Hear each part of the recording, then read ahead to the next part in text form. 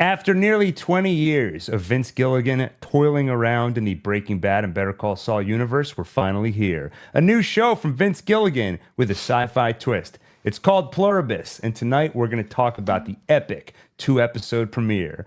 I'm Gil, the voice and creator of One Take, here with my brother Daniel. Say hello. Hello, what's up? And my brother Adam. Say hello. Greetings. Join us.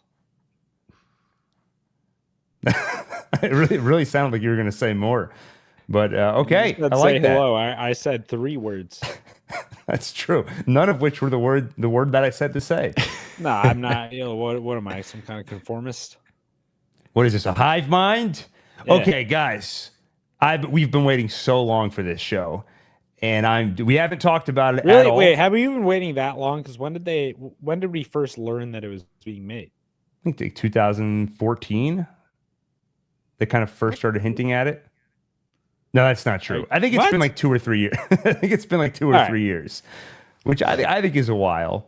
But I will say, though, even before I knew this show was coming, I do feel like I've been waiting a long time for Vince Gilligan to do something different. Better Call Saul, it's just more Breaking Bad. All right, time to get outside of that world. And we have all watched it.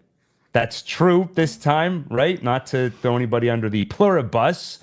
But we've all watched the episodes by now, right, Daniel? Yeah. And Adam? Okay. Episodes? Oh, no, don't start this again. Okay, we haven't talked about it, so I'm dying to know, and I want to go to the person who tends to be the most critical, I think. Adam. Did it live up to expectations? What did you think? It's awesome. I will say I liked episode 1 more than episode 2, but I loved both of them. And it feels only natural that the first episode would be more exhilarating, just because it featured, just because so much happened. Yeah, I find even with movies, almost any movie, the first 30 to 40 minutes, I'll be on board, even if it's not a great movie, because there's at least a default curiosity of like, what is this movie about? You're learning about whatever new scenario they're setting up, and then you really test it once you get into kind of the second act. And like you said, it's always going to be exciting when you're starting something new, especially with such a high concept premise like this one. But Daniel, what about you? It was awesome. I'm so excited about the show, and yeah, I thought it was amazing. Yeah, I can't think of really any other example where one show ends and I'm looking forward to essentially getting the band back together for another show.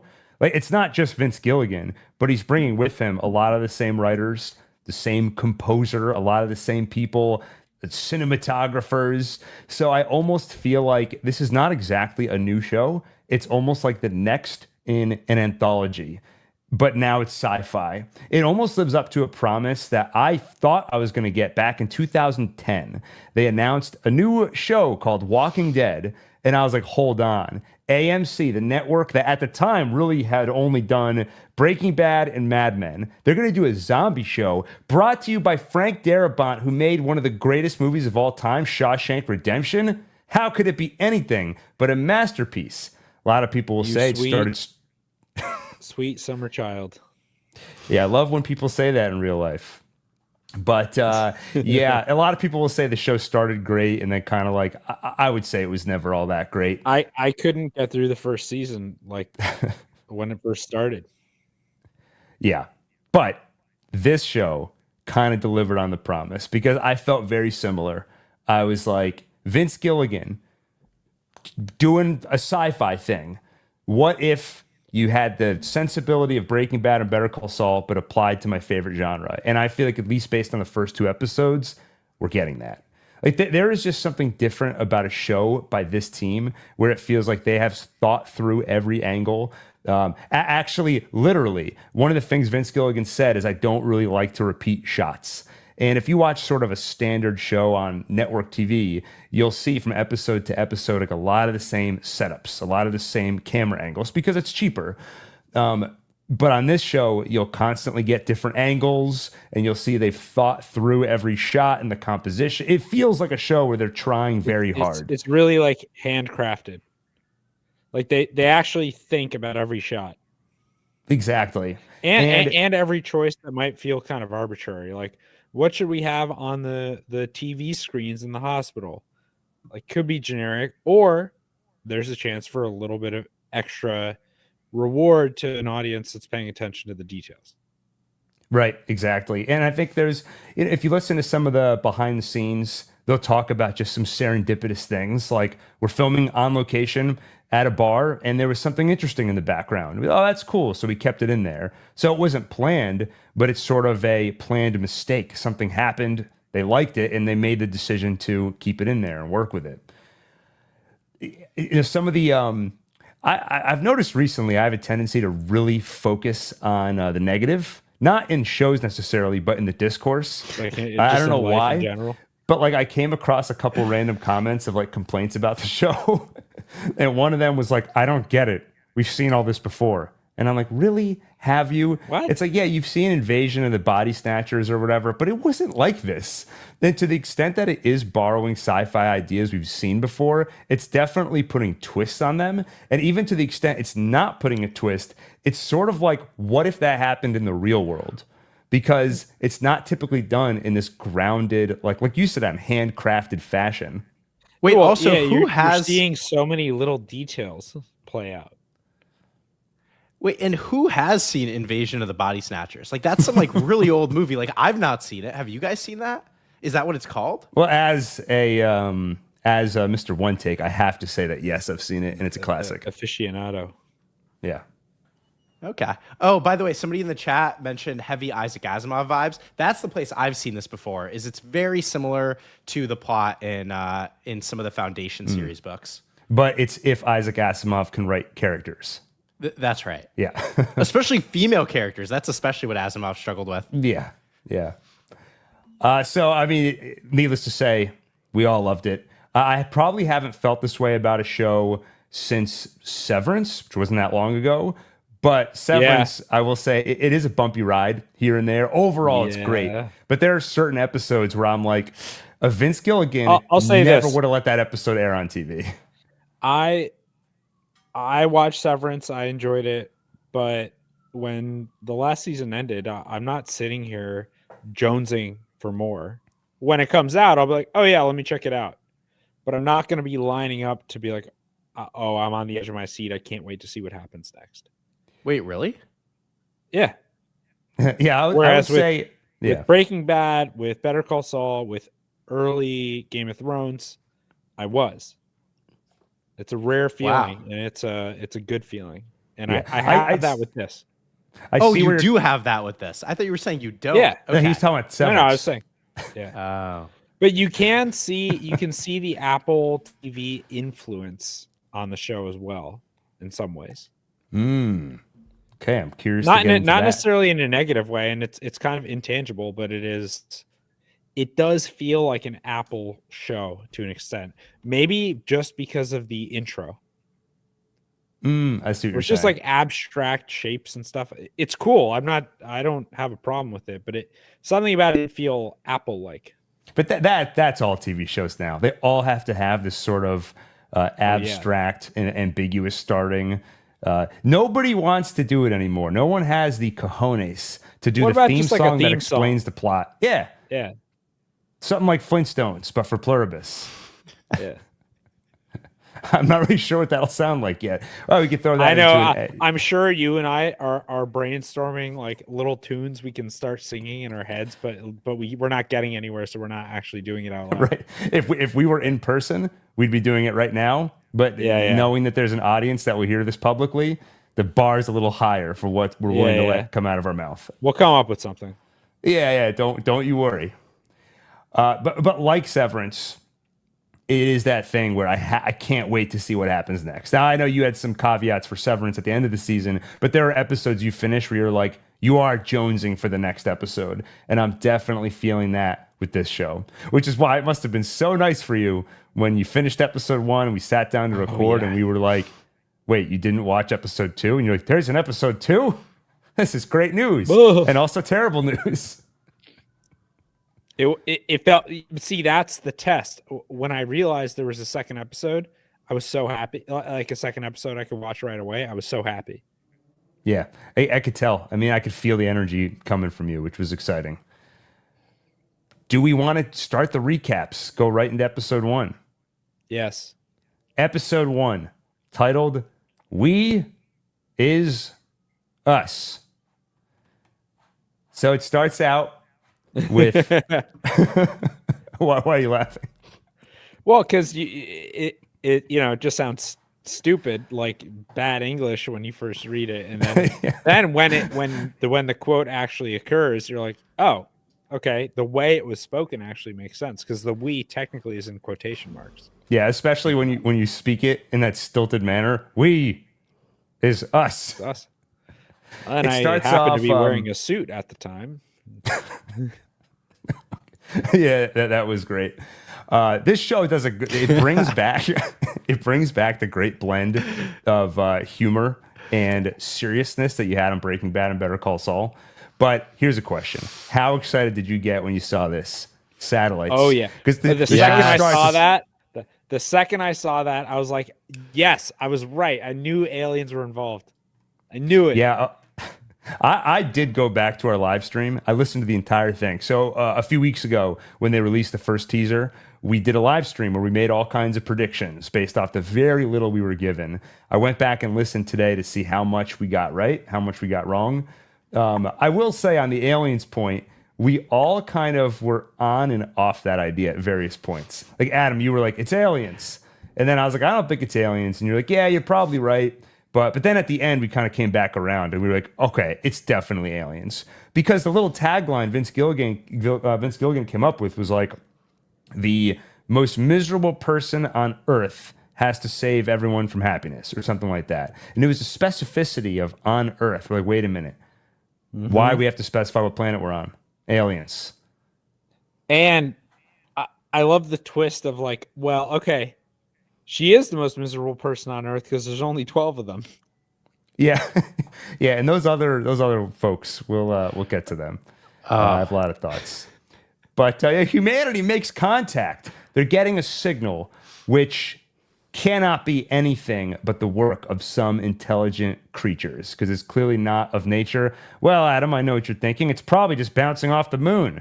Oh, like we didn't check that? No, this is the real deal. This is not the wow signal. You guys have all heard of that, I'm sure, which is just never really found a satisfying answer for what that was. You know about this, Daniel? There's still some we don't know what emerging theories about it from just a few years ago. For anyone listening, basically, a listening station like what you saw in Pluribus, they got a signal where somebody circled it and wrote "wow" because they're like, this could be aliens. And then it's suspiciously quiet after that. By the way, CIA I don't like came how you in and erased assume. all the records. Yeah, see, just because Adam's a crackpot on all the UFO conspiracies, you assume I don't know stuff about UFOs. But when I was in high school, I was donating my computer time to the search for extraterrestrial intelligence. So I've been on this stuff since way before Adam. You donated what? That's my computer time. No, I donated my computer. Yeah, but I was computation watching stuff on sci-fi about UFOs when I was a child, and I had that's nothing I like had a donating book- computer computation. Guys, look at You this. should have been mining Bitcoin. So you see this great shot composition here. It's totally still, the darkness, but just the lights on the satellites. And then suddenly you see this truck appear on the right side, disrupting the darkness and the silence. The way that truck was driving, when I saw it, I was like, this is the definition of hauling. Can I say the ASS word?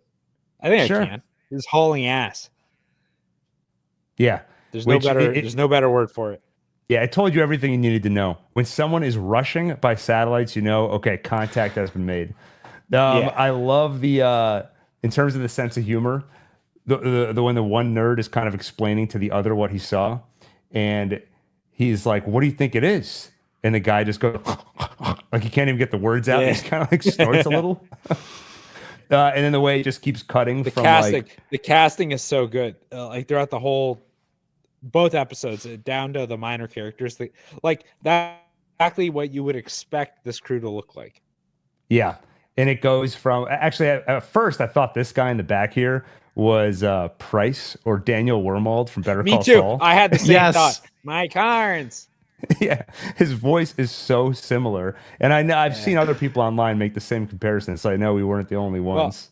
I will say the medium through which I was watching this, for whatever reason, happened to be dubbed. At first, it happened to be dubbed in Russian, and not just that, but there was like 2 audio tracks of the same thing that were playing simultaneously, but one was slightly delayed from the other. So it sounded like almost like weird backwards talk between the 2 guys. Like when the guy who's driving up starts talking to, the Price guy in the back. I thought, okay, they're already like infected with some kind of weird alien thing because they were talking in some language I didn't understand and it sounded like they were speaking backwards.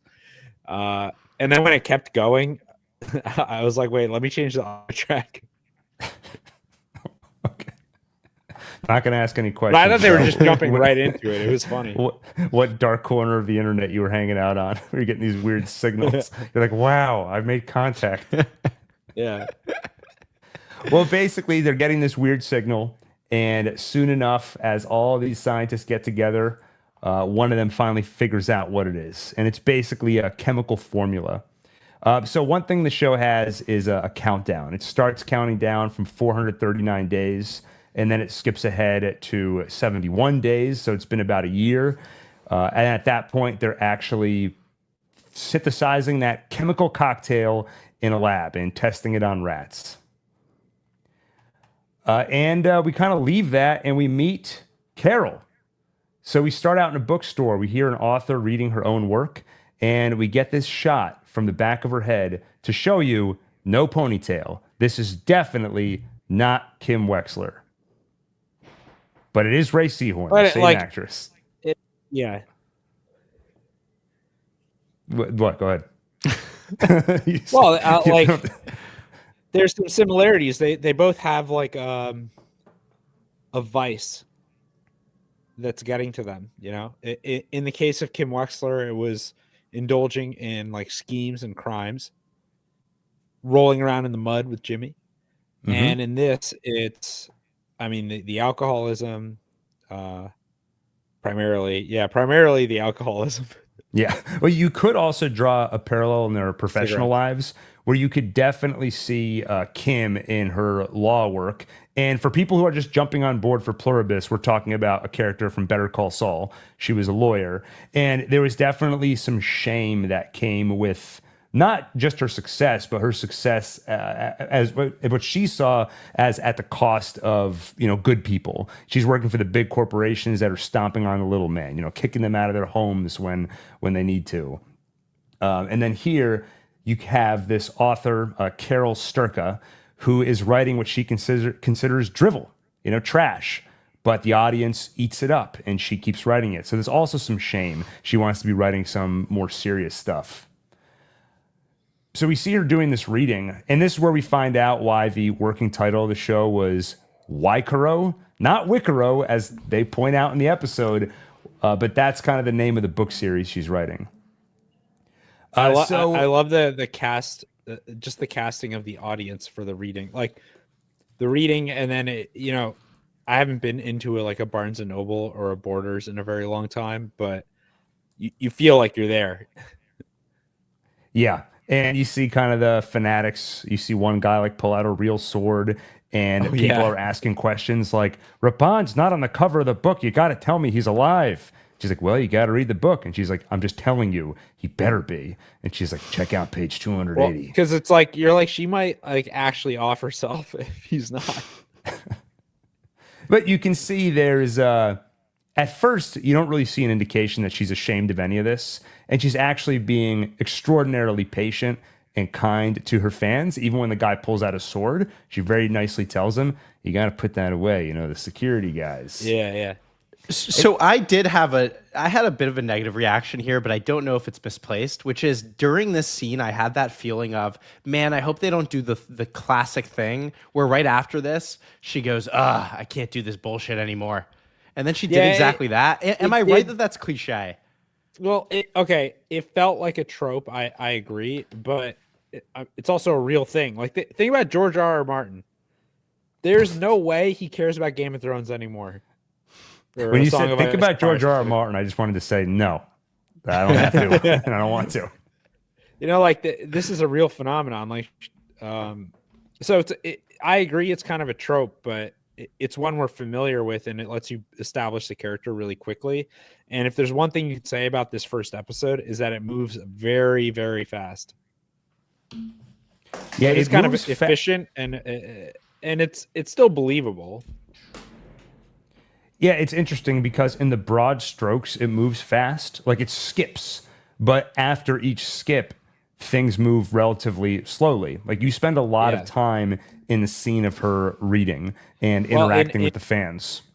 in evolutionary biology, so people used to think of evolution as very slow, gradual change in life over time.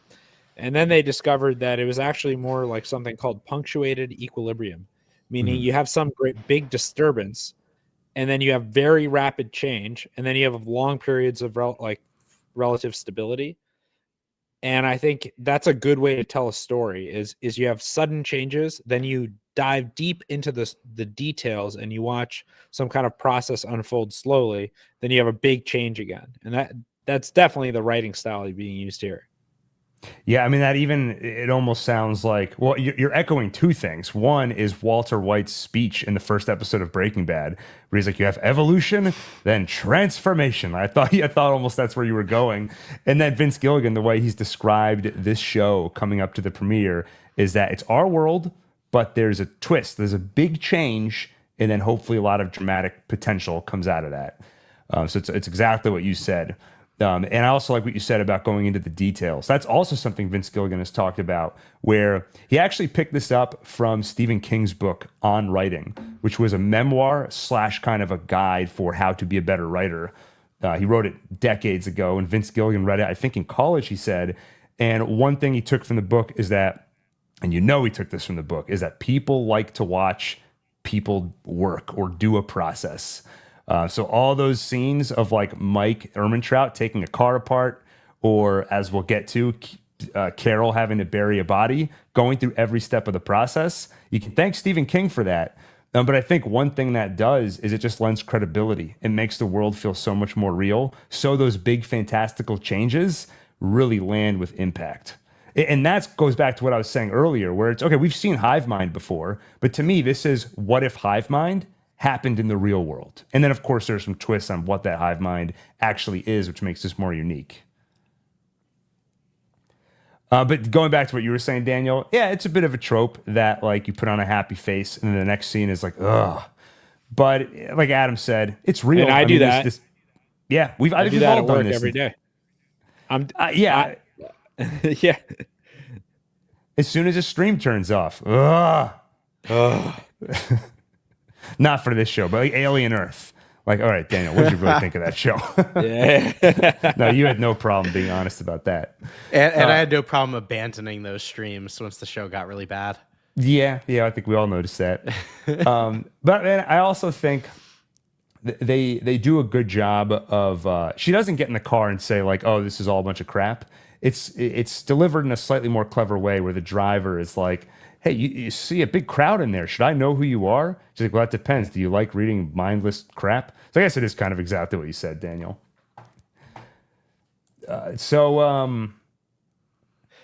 We go back to go ahead, Adam. Well, I don't think, in terms of where we're scrolling through in the episode, I don't think it happened yet. But I do like a conversation that the two of them had. I think later on, when she's kind of complaining about her lot in life, and her girlfriend, I guess, says something to the effect of, I forget exactly what it was, but it was like, it's like, poor you, you're admiring fans and all your money. It must be tough. Not just that, but she's like, says something to the effect of, doesn't it mean when she's talking about the book she really cares about, Yeah, she's been working on a more serious book for the last 5 years. Even if it makes one person happy. Right, because she's putting down her work as like not art. and Helen, that's her partner slash business partner slash romantic partner. We don't know if they're married, but they clearly live together. And she basically says to her, like, art or not, if it makes at least one person smile, wasn't it worth it? Or isn't it of value? Right. Very relevant. Yes. Yeah, that's skipping ahead a little bit. So before that, we check back in on the virus. At this point in the countdown, we're at the 29-day mark. So we're like a year and a month after the discovery of the signal. And essentially, they've now synthesized the chemical. They're testing it on rats. It's time to kill a bunch of the rats. And so far, they've basically seen no effect. They put this drug into different animals, and nothing seems to happen. So time to take this latest batch of rats and put them all down. But it seems like one of them is already dead.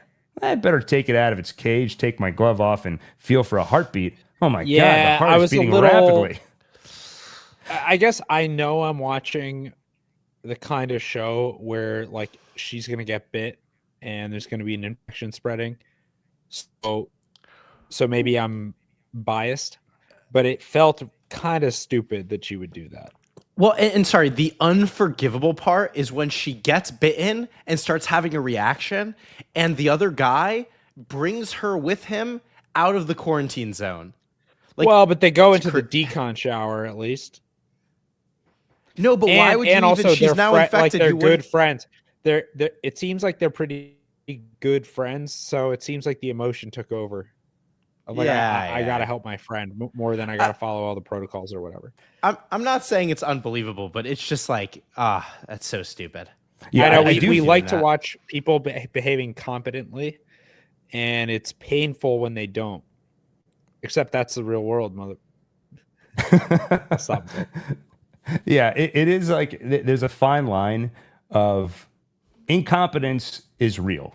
It happens, especially here where they've been doing this for a year. They keep putting this drug into different animals. They've seen zero results. They're doing the same thing day in and day out. Yeah, so you can see how you're a little less careful. Exciting. Yeah. So now I'll admit my gut says, come on. It's like this is just the most obvious way for it to happen. And you want Vince Gilligan to come up with him or his team to come up with some really clever way where everyone's being super competent, because this is what we always see. We see a scientist slip up. So what if we can make this happen without the scientist slipping up? So I think the way to describe this is it felt a little cheesy, but I'm not mad about it. Like, I know that like Vince Gilligan's pedigree, like he comes from the world of X-Files. And like once she gets bitten and things start escalating, you hear this musical score it's more like a horror. It feels like a horror movie at one point. Like you have this kind of horrifying sound in the background, and it felt like if they wanted to avoid it being a little bit cheesy, they easily could have, but they didn't. And I think it's setting a tone that I'm not mad about. Like there's an appeal to that. I think there actually was like an intentional cheesy tone from the beginning that I actually enjoyed, right? Like it's fun, like the way the scientists discover it and the fun music it is playing. Like that cheesiness, like I generally liked it as an introduction to the show. Yeah, so I think we're all kind of in agreement where you have a gut reaction, we're like, but then you sort of think about it and you're like, yeah, it does track and it does make sense. And we know it's coming. I will say, not a huge fan of her on the screen, her acting. And I don't normally detect like problems with acting. I'm not that good at noticing, but it felt a little like stilted.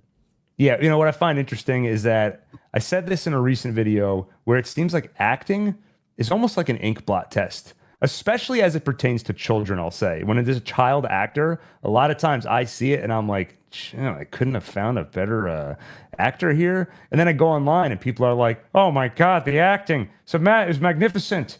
I'm talking about It, Welcome to Derry. I tried watching the first episode and I was like, this acting is atrocious.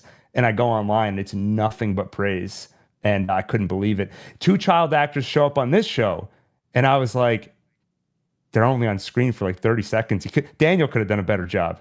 And I mean that with sincerity. You definitely could have done a better job than anybody on this show, because I've seen some of your acting and it's top notch. But the kids are like, Carol, can we help you with that key that you left on? I don't know. It just came off as actually, I thought that was fine. I thought that was good because case in point, it's like an ink blot test. Two people can look at the same acting and it looks fine to one person and not to the other. So basically, she gets infected, and then she starts spreading the infection. So the next time we see her, she's approaching the security guard who tries to get a snack out of a snack machine. Hey, speaking of cliches, the bag gets stuck. Bag won't come out of the machine. Well, that's actually happened to me. So, well,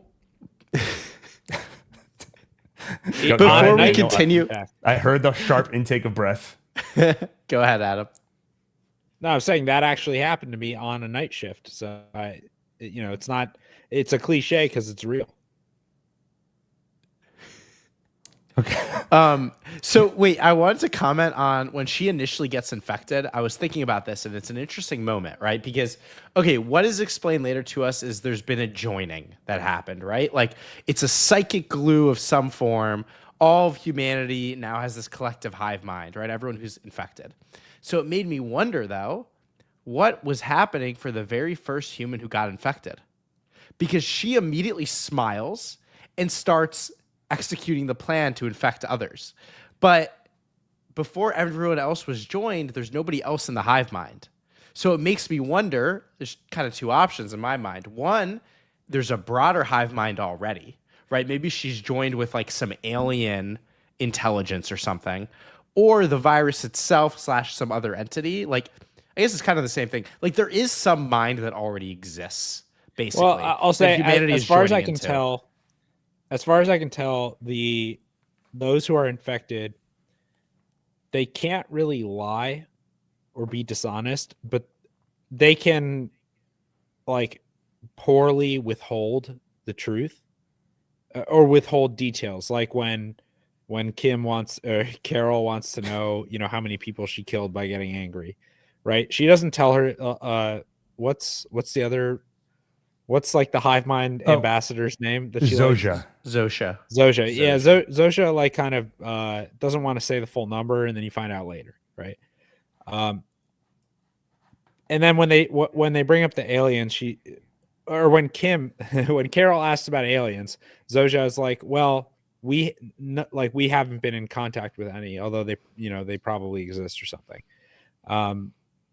I think that I like the idea that it would be interconnected with any other alien race that's been infected with this, but I don't think that's the case.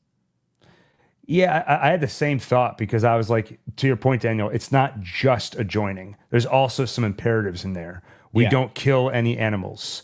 They freed all the animals out of the zoo, which I found hilarious. It's basically like when she's the only one and there is no hive mind yet, I think what occupies her mind is, I am completely content now, and my only imperative is to spread this feeling to others. Yeah, and my inclination would be it's that meant to be a benevolent thing, right?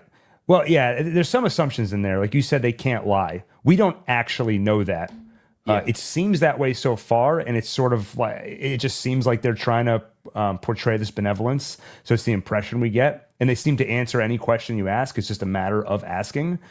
So that's an assumption that we're not really sure. But my inclination would be that the RNA that is being spread, somehow there's some instincts coded into that. Like, I don't think they could put complex memories into that chemical. Like, they even ask at one point, how does it work? They said, we don't know exactly. So clearly they're not just fully connected to the aliens that beam this down. They don't have their knowledge, or at least if we believe what he says, they don't have it.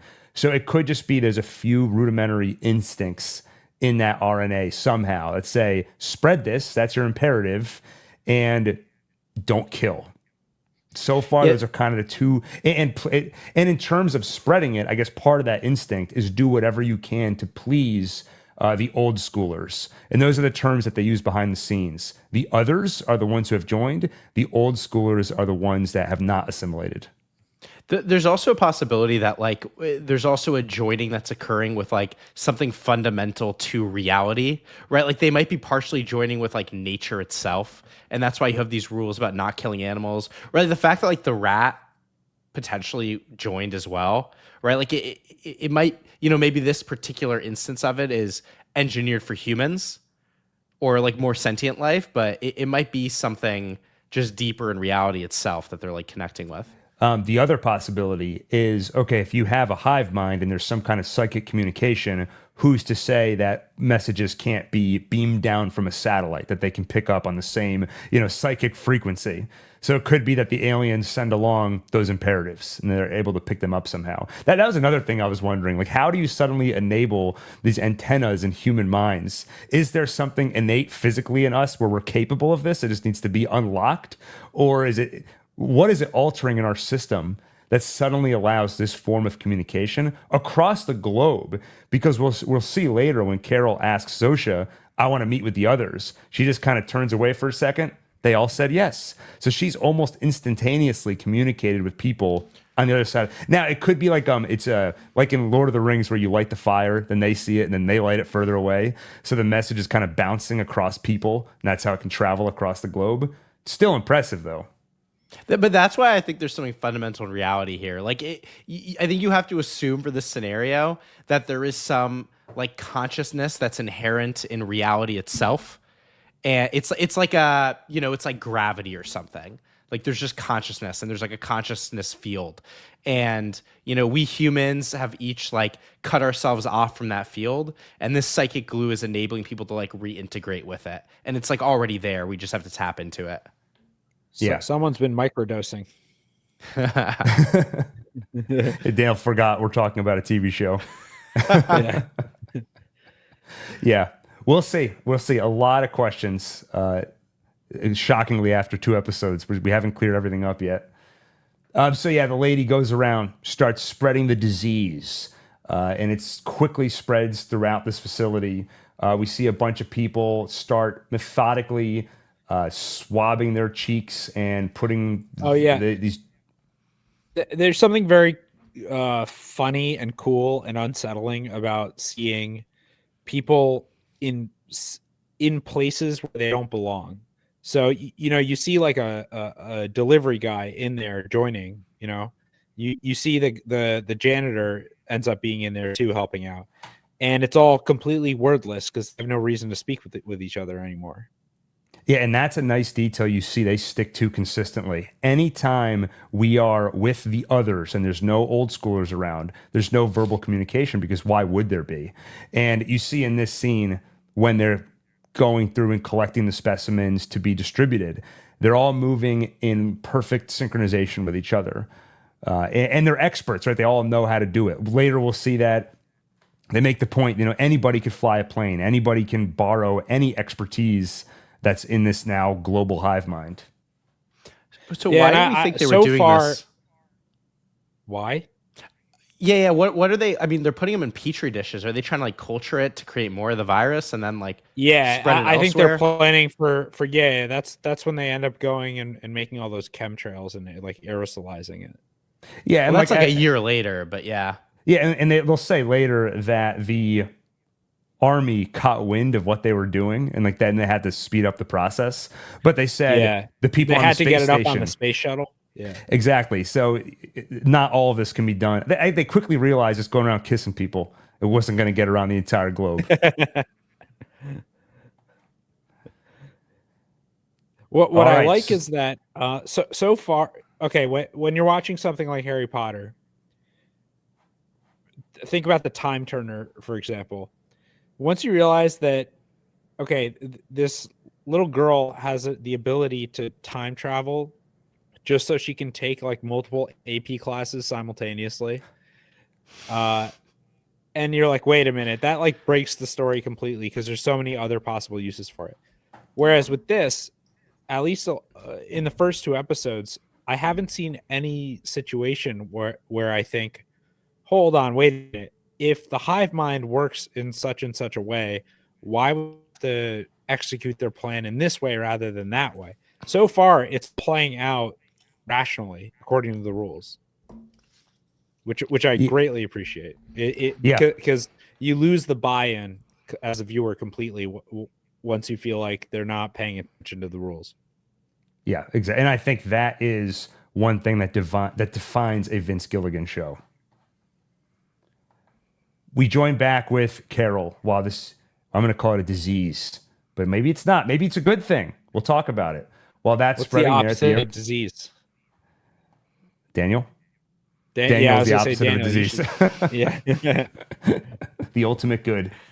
Interesting moment here. They're passing by a bookstore, and they bring back another Better Call Saul staple, communicating thoughts through objects. So Carol's got this attitude, I don't care about my Waikaro books, but when we get to the airport and I see my books on the bottom shelf, I'm going to kind of nod my head at them, and then Helen's going to quietly walk over, move her books to the top shelf. So part of her does care, even down to this micromanagement. At this one airport convenience store, I want my books to fly off the shelf. Well, and it also just shows like how invested. Her name is Helen. Is that right? Yeah. Yeah, it just shows how invested she is in supporting Carol. Yeah, exactly. And not to get caught up in the YouTube comment or the live chat here, but it's so weird that you'd want to establish a very serious and important relationship in this character's life before everything's about to get turned upside down. Yeah. Well, what's the point of that? Gil, should you clarify that was sarcasm? Yeah, okay, just in case people didn't pick up on that, that was very, I hope, obvious sarcasm. They head to the bar. We kind of talked about this conversation already, where she talks about wanting to do more serious work. After this, we get our first indication, I think, that Carol has had a problem with alcohol in the past. Well, really, the first one is that she sees that Helen is drinking a Pepsi. And she's like, you're not going to have a drink. You need a drink. And then when they get to the car, Carol wants to drive. And Helen's like, you already had a drink. You can't drive. And we see that in order to start the car, you have to take a breathalyzer test, which I was curious about. I didn't actually realize this, but in at least 30 states in the U.S., if you get a DUI, it's court mandated that they'll put something in your car where you cannot start the ignition without actually breathing into a breathalyzer. So we can see she's had some serious problems with this in the past. And I confirmed Albuquerque is one of those states. No, it isn't. But New Mexico is. Oh, yeah, New Mexico. It's like, how dare you question this? They go out for a cigarette, look up in the sky, and they see this. This really made me laugh. Chemtrails. Yeah, that was so cool. Yeah. Somehow those have been coming up in my life a lot lately. But they see chemtrails, and Carol's like, is that normal? All of them parallel like that? And I thought you said the word parallel a little weird. It's not important, though.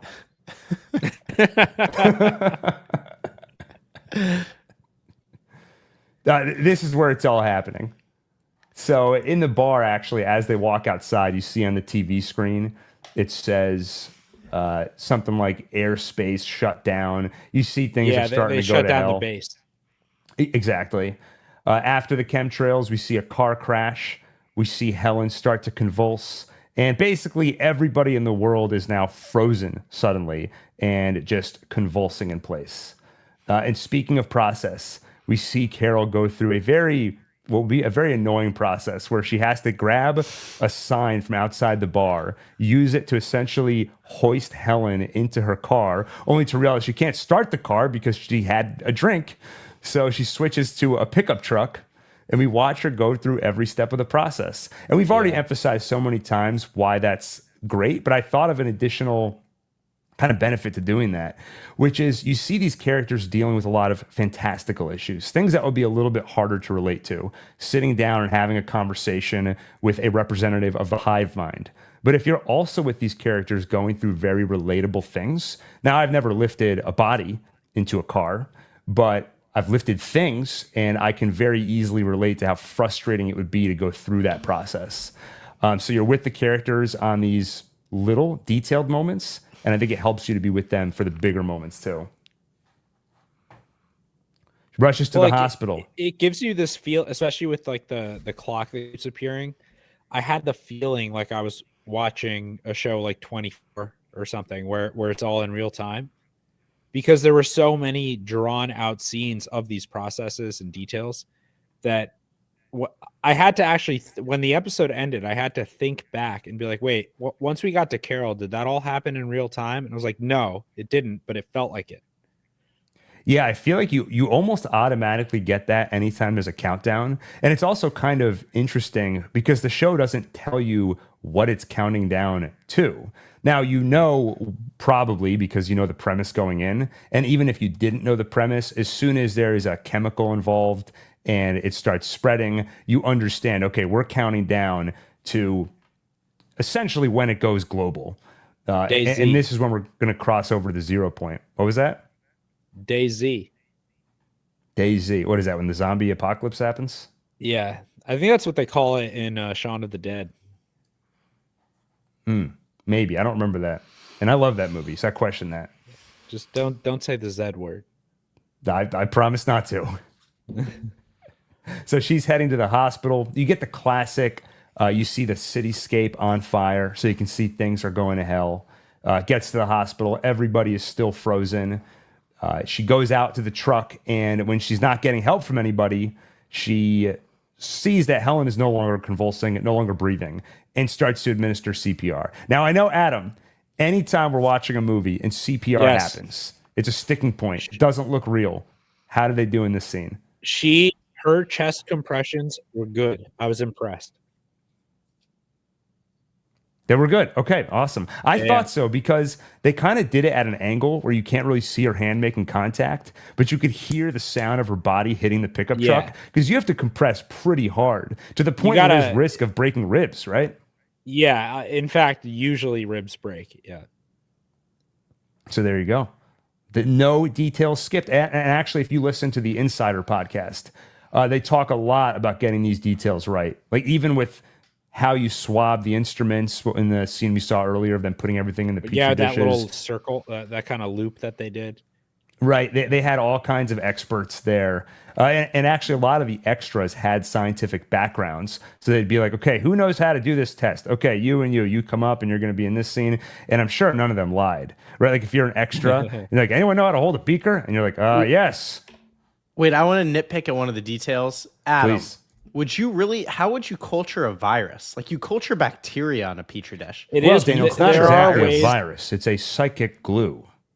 Please go ahead, Adam. Yeah, it's not actually a virus, but I think it's more, it's like a plasmid is the closest thing I could say, but it doesn't really matter. There is such a thing as viral cultures. I don't know more than that, but I know that you can culture a virus. All right. There you go. Suddenly, everybody comes out of their convulsions, but not Helen. And I will say when you see inside the lab where early on when they're still trying to figure out how to like express the RNA as into something living, it's way earlier on, but you do see the whiteboard and you see notes about like which possible bacteria they can kind of embed the RNA into in order to get it expressed. So it's possible they put the RNA sequence into a bacteria and then culture the bacteria. Yeah, I was gonna then say, but then like you wouldn't spread that airborne later, but they might have then engineered more ways, right, to spread it. Yeah. Yeah, and think about how efficient and functional they'll be because you can just start concentrating all these experts that all work in synchrony because they all, like every new person that gets added to the hive mind, you're like, it's more than the sum of its parts because you don't just have the additional knowledge, but you can now combine that knowledge with the knowledge of others. Yeah, but I wonder how limited their attention is. I was trying to think about like how can you like transfer your knowledge to another person while also focusing on the task in front of you? I'm curious if we like see more about how you do see what's the pirate lady's name Zosha. again? You just call her You pirate see lady. That's Zosha- what Yeah. Carol calls That's her. what Carol calls So her. at one point, when Carol asks the pirate lady about, can I meet with the others, she kind of, I guess she's like buffering while she's waiting for an answer. Well, but it does seem like bu- there's something going on. Like there's some right. kind of She can't activity have a happening conversation internally. while waiting to receive the communication from the others. Like she doesn't say, "Hold on, I'm waiting for a So response." it does seem like her attention still functions like she can still only focus on one thing at once. It seems the way an individual would, but she has access. This is what it's going to be like when we all have Neuralink. It's like you can have a normal conversation, but then you can have a thought of like, well, what's the square root of 12,432, and you'll think for a second, and the answer will just appear. But you'll still have to turn inward for a moment. Mm-hmm.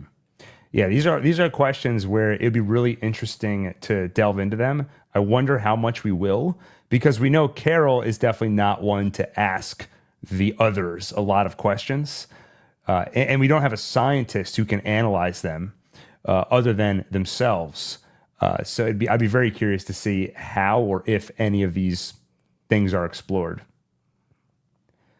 But this is where we see the effect of the hive mind, the joining. They all come outside. We just want to help you, Carol. They're all speaking simultaneously. Sounds very creepy. They try to grab Helen's body because we essentially see they're starting a cleanup process because the joining didn't work for everyone. For a very small number of people, they continue to live, but they're not assimilated. And for others, it killed them. I assume it just sometimes doesn't work. I couldn't tell. Like, does it kill them because it just doesn't fit? Like something just goes wrong biologically, or does it kill them because they just collapse and hit their heads? So I'm guessing it's a combination of, I don't think it's the first thing. I think it's because they mentioned how it was going really well when they were doing like one at a time, right? People only got hurt when they did it all at once. So I'm thinking that's because either they couldn't physically control the situation. So yeah, they might seize and hit their head, or maybe there's something weird happening, which like it was a more traumatic process to integrate a bunch of people at once. Right, like psychically. So I'm skeptical of that because the reason, my understanding is the reason they made this move faster and kind of went for the chemtrail and just do this to everyone at once is because the military was catching on. It started to become a violent situation. We can no longer go at this pace. So my impression is a little from column A, a little from column B. Some people die because they're in a precarious situation, like driving a car, so you go off the road. And others, it just disagrees with them. They had to release the alpha version. No, but the point, but they were doing it successfully until they tried to do it all at once. That's my point. It could be like one-to-one transmission. Maybe one-to-one transmission is safer for some reason, but. Yeah. Maybe the way they package it is more dangerous. Feeling is I don't think we're gonna get answers about that. Yeah. So for one reason or another, when they do this big bang approach of everybody at once, many people die. Later we'll find out it's something like 800 or 900 million people. Another possibility, because we know that this hive, we know that the hive mind is very sensitive to intense negative emotion or resistance. It can't comprehend it because it's like, I'm just trying to help. I'm just trying to spread happiness. It could be that it seems like almost a sixth of the world was killed during the initial deploy. It could be that's like, maybe they're saying 1 in 6 people, when presented with this sudden, like shortcut to happiness by uniting with a hive mind, hates the idea and rejects it so strongly that they just, they die. Though if that were the case with Helen, then they're lying because they tell Carol that Helen actually thought this was great and she joined us the moment before she died. And she did smile. We did see Helen smile right before she died. Yeah, I think she just smiles and says hi or something like that and then dies. Yeah. Fair. So I think it's some kind of biological intolerance combined with like physical trauma. Yeah. So Carol heads home, and we see a lot of people just goofily smiling behind her on the road as she's driving, just crowds of people, including Tom Schnauz, a writer who wrote some of the best episodes of Breaking Bad and Better Call Saul. I don't know if I'll be able to. Actually, I think he's right here. It's going to be too hard to find him. But I can share the screenshot afterward, but he's back there in a little cameo appearance, which was nice. Daniel, you mentioned I love the music. the touch. Sorry, the touch. It's such a. It feels so much like something you would see in Breaking Bad or Better Call Saul. Is that the truck she steals happens to have a unicorn spray painted on the That's hood? right. Yeah. And Daniel, I was going to mention the music. It's the same composer from Breaking Bad and Better Call Saul, Dave Porter, but a very different style of music. Like you said, it was very horror sounding, very classically sci-fi, and a lot more present than you normally got on Breaking Bad or Better Call Saul. It was so good. It was great, yeah. And when she gets back home, the music kind of transitions into something that's a little more sad and down note, and then kind of fades away, which I think is a great way to describe Ray Seahorn in this whole sequence, because she's in such an interesting acting dilemma where she has to show grief for a character who just died in her arms, but at the same time has to escape this mob of smiling, happy people. So she's kind of focused on the task at hand while grieving. And you see it where it'll sort of come out in these gulps of distress and grief, and then focus and distress. And I thought she did such a great job. Well, there are like moments where you can just see it in her eyes where she steps away from the immediate of losing like her lover and is like, wait a minute, what the hell is going on? Yeah. Like it's all wordless. You can just see it. In general, the acting is so good. Like when you see someone pre and post joining, like the male doctor who wants to help, patient zero, when he's suddenly like, he's almost like he's like standing there all smiley with his like headband on, and he looks like he's trying to seduce the janitor. Oh yeah. That's fine. That's a great example of, it's creepy that these infected people are walking around and spreading the infection, but it's done by kissing just awkwardly and suddenly. It is that great blend of humor, which I think Vince Gilligan talks about getting from working on X-Files, where at first it didn't lean as much into the humor, and he credits a specific writer or director who came on the show and did one episode that leaned very heavily into the comedy, and that's kind of what taught him how well you can blend the 2 or 3 genres. If you ask YouTube commenters, they'll say that blending horror and comedy, it's the easiest thing in the world. It's but a breath's difference.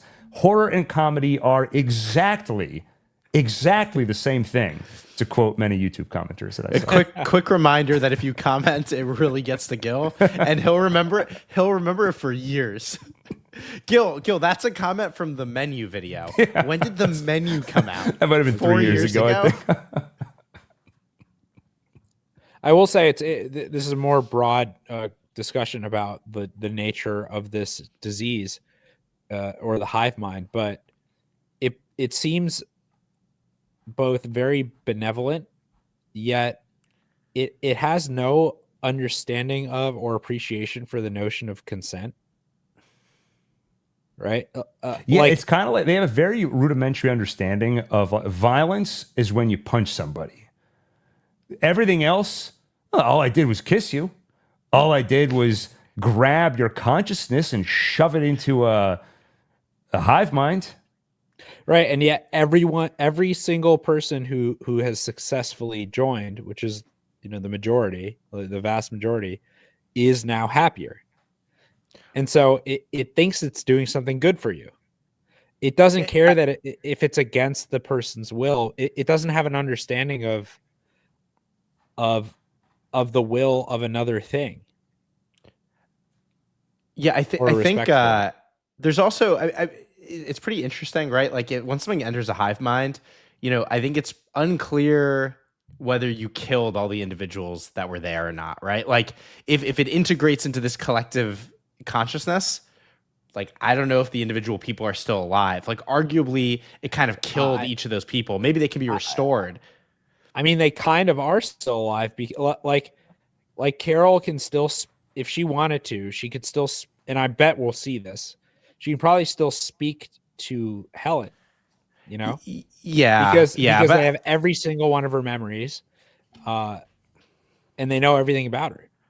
But is that Helen, right? Or is that like a computer that's like running a program that simulates a person? Yeah, it's very similar to the idea of like uploading your consciousness, you know, to a computer like before you die or something. Right. It might be indistinguishable because it's all of your memories and your thoughts. But is it you or is it a simulation of you? And is there a difference? Daniel's like, yes, of course there is. It's the engineer's and mind. you could see why like some alien race that really sees life as precious might think that they're broadcasting something that would be world saving, because that by hive minding, you know, the entire human race, they've now eliminated any possibility of like nuclear war or any kind of like they've done it. They've pretty much guaranteed that humanity will perpetually survive, you know, like forever. Right. Which we'll get into. I have some theories for what this could all be about. So we'll talk about that at the end for what sure. It's really about. Ooh. Yeah, that's right. So Carol gets back home. She's trying to drag Helen's body into the house, but the door's locked. So she tries picking up a rock and gently touching it to the door. That doesn't work. It doesn't really look like she hit the door that hard. She's like a Wingardium Leviosa, and she taps it. Door openness. Yeah. And then these two creepy kids are like, don't you remember? There's a key under the rock over there. You put it there the last time you locked yourself out in April 2016. Wouldn't she remember that? She was an alcoholic. And it was 9 years ago, possibly. But also, how exactly? Oh, they know it because of Helen. Helen knew it, so they know it. Yeah. And she's like, just leave me alone. And then everyone in this entire cul-de-sac clears out. Yeah. And they're like, we're sorry for your loss. And she goes inside. She sees a couple of them come back to pick up a body. So like we said before, they're in the cleanup process right now. You know, it's like they seem to understand that she has her own emotions and desires separate from theirs, and they just want to help. So like they can wrap their collective mind around the idea that there is another individual mind, but like it must be saved. Yeah, and I think my current theory is that's just subsumed under the imperative of we must spread this. In order to spread this, it will be easier if we get her on board with the program. So it costs us nothing. We've already got 7 billion humans under our control. We can spend a very small portion of that keeping Carol and the others happy. So it'll make it easier to assimilate them. So I think that's probably right. But the other thing I was thinking about is it also, like, whatever this entity is, it does have such a respect for life, right? Like they won't kill any animals, right? They don't want to kill anything living. Not even giraffes with their weird necks. Yeah. They don't want to kill anything. And it would be so easy because the necks are so narrow. I could kill one with my two little fingers. Just pinch it. Sorry, have you ever seen a video of giraffes? I don't remember this. Yeah. The one of the women who the lady from who Beijing did not get joined. Yeah. She was like, I saw a giraffe. It was eating fruit from my tree. I said, get out of here. And it wouldn't listen to me. Yeah. I said shoo, and it wouldn't leave. And see, that's what they do, these giraffes. They go around and they eat. Daniel, go ahead. Enough with the giraffe. All right, I have a good point here. Well, we see in the next episode that the collective intelligence, the hive mind, is very hurt by Carol expressing negative emotions towards it. And so I don't think it's just about trying to get her to join. Yes, they want her to join them, but I think there is something to them where they have such a respect for other life that it's painful for them to accidentally hurt something living.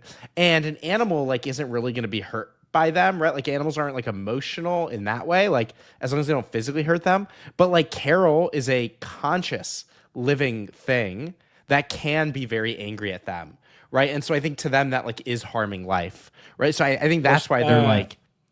Pirate Lady describes it as overwhelming. when you direct negative emotions at us. Yeah. Maybe there's something also just to like dealing with the sentience, right? Like she's very different from like the way they deal with animals. Like it's another consciousness, and they're not like, I think they're not comfortable with like other sentient consciousnesses around them because they're unpredictable. They can like, spread hatred towards them. Yeah, you are one. We are Wait, many. wait. We is one. I just discovered something. The one. Do you see that in the number title, on? You see that Pluribus. number on the screen? Yeah. So I just dialed it. It's on the caller ID. It says it's located in Washington D.C. And listen to this. Carol, we're so glad It is, you and called. welcome to like 3 months ago. I've been getting texts from this number for and we'll weeks. get back to you This via was in the text teaser. message. Well, Is he not everyone's heard it. Yeah, well, okay, this is a fun thing. Okay, if I mean, who is watching a TV show and a phone number appears on screen and they don't try to call it? But for those of you who haven't done that, yeah, if you call this number, then you'll hear a representative from the Hive, and they'll talk to you like you're Carol.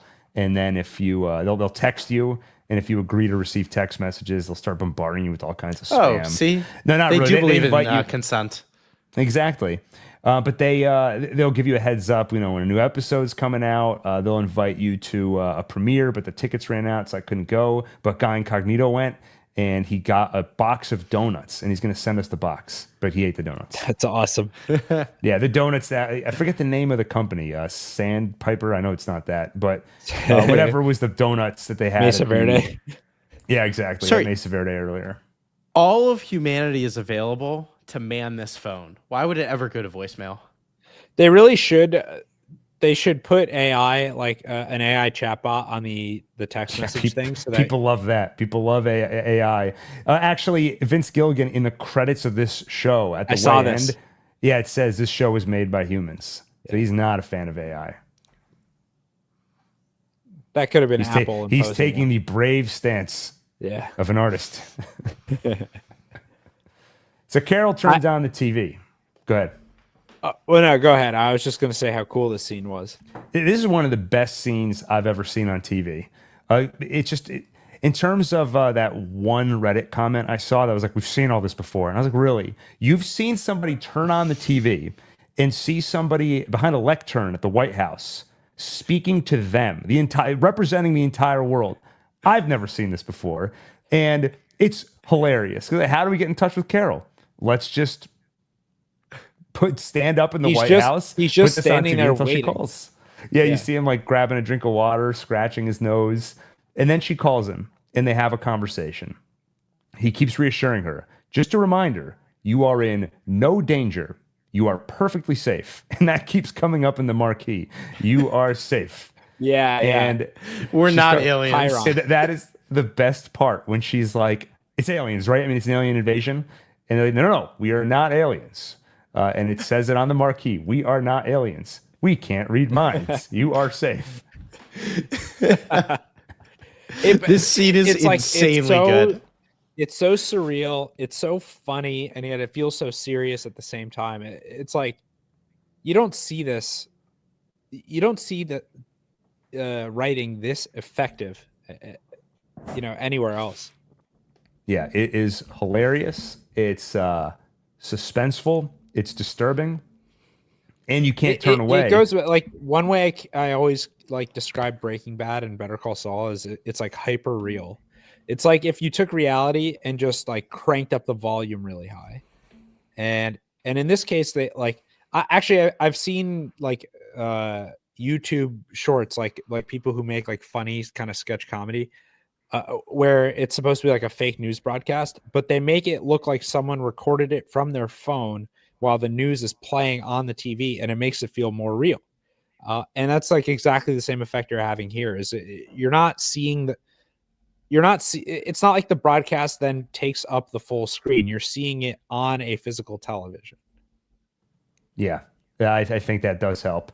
Anytime you can bring us closer to the experience of the character, I think that helps you feel what they're feeling. You also can't turn away because you want to know, as she says, what the F is going on. And they seem pretty willing to give answers. So here's what they say. There are no aliens, not on this planet. We are, however, beneficiaries of extraterrestrial technology. 14 months ago, astronomers discovered a radio signal from 600 light years away. There's no telling how long it's been repeating, maybe throughout all of human existence. This is the best show ever. You hear that line, like, that's awesome. This signal, it's made up of 4 tones representing guanine, uracil, that's my favorite one, adenine, and cytosine. It's a recipe, it turns out, for a nucleotide sequence, RNA. Scientists have created the sequence in a lab. It is not a living thing per se. It is more akin to a virus, though it's not exactly that either. This is all BS. He's acting like, how do I best describe this? As if they hadn't already thought of the best way to describe it. This is all marketing. This is all them trying to figure out the best way to say it to Carol. Finally, he says, it's kind of a psychic glue capable of binding us all together. What's interesting is the hive mind has Helen, which means they know the person who is closest to her and the kind of emotional and like visual approach to like massaging an idea into her. Yeah, I was thinking about this earlier. I made a comment about how Carol is not asking them many questions. And clearly her approach is interact with them as little as necessary. And I think part of that is because she knows every master manipulator on the planet is part of this hive mind. Everybody she knows is part of this hive mind. So in theory, they should be very capable of convincing her. Even if she doesn't, she knows, don't tell me what it's like to be part of this because I know you have the power to convince me it's good and maybe I'll think it's worthwhile. How does it work, she asks, and this is where they say, we don't know exactly, it just does. There's got to be others like me. 11 in Albuquerque? No, 11 in the world. And they say, we're going to figure out what makes you different so we can fix it. And what happens when I say no? Carol, once you understand how wonderful this is, and she hangs up. And this part gives me chills. We were counting down, and now we're counting up. I just hate seeing numbers go up. It's scary. And that's the end of episode 1. And they tell, by the way, they tell her, we can get you anything you need if you want to order food, order, medicine. She's trapped at home, isolated. She's ordering delivery. This has got to be a metaphor for COVID, right?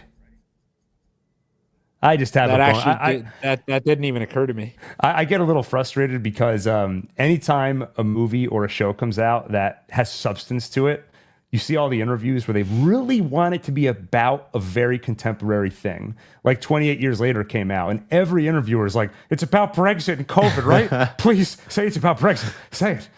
And then Alex Garland is like, well, to be honest, I wasn't thinking about it at all. I guess like I live in the world and it happened, so it must have influenced me. But like I really wasn't thinking about COVID or Brexit. But then Danny Boyle's like, thanks to COVID, suddenly it became relevant and we can make this movie again. Now, anyway, so Vince Gilligan said, actually, he was working on this pre-COVID. And he's like, when COVID happened, he was like, damn it. People are going to think that I stole this idea from like what's happening in the world right now. That was definitely the worst part of COVID is it making Vince Gilligan's show slightly more relevant. Anyway, let's go to episode 2. It's a tragedy, really. Episode 2, titled Pirate Lady, which I'm glad they're bringing back this idea of giving an episode title. You're like, what the hell is that going to be about? And they're also bringing back the starting with something where you're like, what the hell is going on here? Cold open. By the way, I'm going to ask, how much do we like the screen sharing I'm doing here? Yeah. I'm enjoying it. All right, I'll keep doing it. I'm going to have to get used to it. It's like, it would be helpful if I had a hive mind. Okay, so let me load it up. So, Adam, describe the cold open from your memory. Well, you see like a really dirty We don't need person. you. We're in Morocco. All right. See, and now I see why Adam's like, it's got that Apple TV feel. It's like, what do you mean by that? Well, at the beginning, it says Apple Original at the beginning of the episode. So we're in Morocco. We see a person we don't know, totally unfamiliar and out of context, the lady in robes. She's helping do some cleanup, picking up bodies, loading them into trucks, gets on a motorcycle, gets on a plane, and flies So off. if you notice like the side of the truck, it's meant to be some kind of food delivery truck or something related to like food supply. And so when you see like, okay, this random truck is pulling up to help move bodies, you realize like there is no such thing as specialization anymore. Anyone and anyone can do anything with any resource. And it's all perfectly timed, again, with no verbal communication. As she's dragging the body, the truck is arriving. As she's walking away from the truck, a motorcycle is arriving. It's all, the whole process is very smooth. And by the way, I think that's evidence for thinking each of these individuals are basically dead now, right? They're all just like ants in a hive mind. Like they're just like each parts of a body, right? Like there's no uniqueness to any person anymore. That every person is completely interchangeable. This is the problem with you Americans. You fetishize individualism. You can't fathom that this could be better. Go ahead, Adam. It does, especially in this episode, it did start to feel like there's something very American about Carol relative to everyone else. She's the only American there, and she's also the only one who's really upset about the fact that individuality has been completely erased. Yeah, and she fetishizes individualism. I didn't actually see anybody say this. This is me having an argument with a hallucination in my mind of what I was having somebody would say to me. Same. Well, I guess I'm having that argument with some of the characters we're going to meet later in this episode. Yeah. Oh man, I got very angry watching this episode. That's because you fetishize. Okay, so we get to the title card. Adam, you loved the title, I think. Like you were trying to hum it yesterday. Oh yeah, I really like it. It's the symbolism in the title sequence is very obvious. But what I will say is cool is it's not just that you see all of these individual dots, coalescing and forming greater structures, but what you see is that look at the wave like pattern behind the title and even within the text. It's forming these waves that are rippling, and yet each individual dot is not actually moving with the wave. It's just vibrating and moving in a way that gives the effect of this larger structure. But like each individual dot will remain roughly in the same spot, and yet this visual of a wave will persist moving through the screen. And yeah, see, if you see the dots, they just move back and forth, and yet you feel like there's something moving across all of them. What this is a type of wave called, Daniel, is this rarefaction? Rarefaction? Yeah, it's basically the way a sound wave works. Oh. Yeah. So I mean, like when in theory, this is how all waves work, right? Like when electromagnetic wave is propagating, it's not like magnetic things are moving, right? It's like like just that one spot is changing in its like field strength. No, you could argue that a photon is actually traversing space. It depends if you look at it as there's different types of waves. So a sound wave, for example, is a wave that uses rarefaction, and so you'll have the perception of one thing moving through, like one individual thing traversing space, and yet it's actually a bunch of little things that are transmitting the signal, and like a wave in the water would be the same. And I do wonder if maybe we'll find out more scientifically, like maybe sound has something to do with it. I don't know. They look like fingerprints too. That's what EPM Tune said, but I was thinking it. Yeah.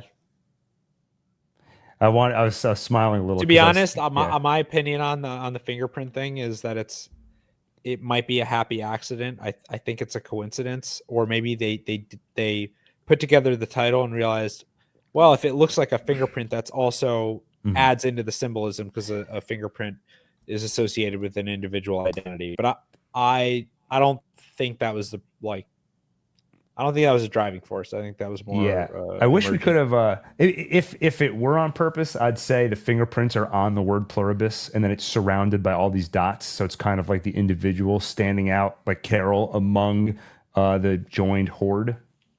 But yeah, Who knows if it was intentional or not. After the cold open and after the title, we return to Carol next to an empty bottle of Zafiro Añejo. That's what it was called.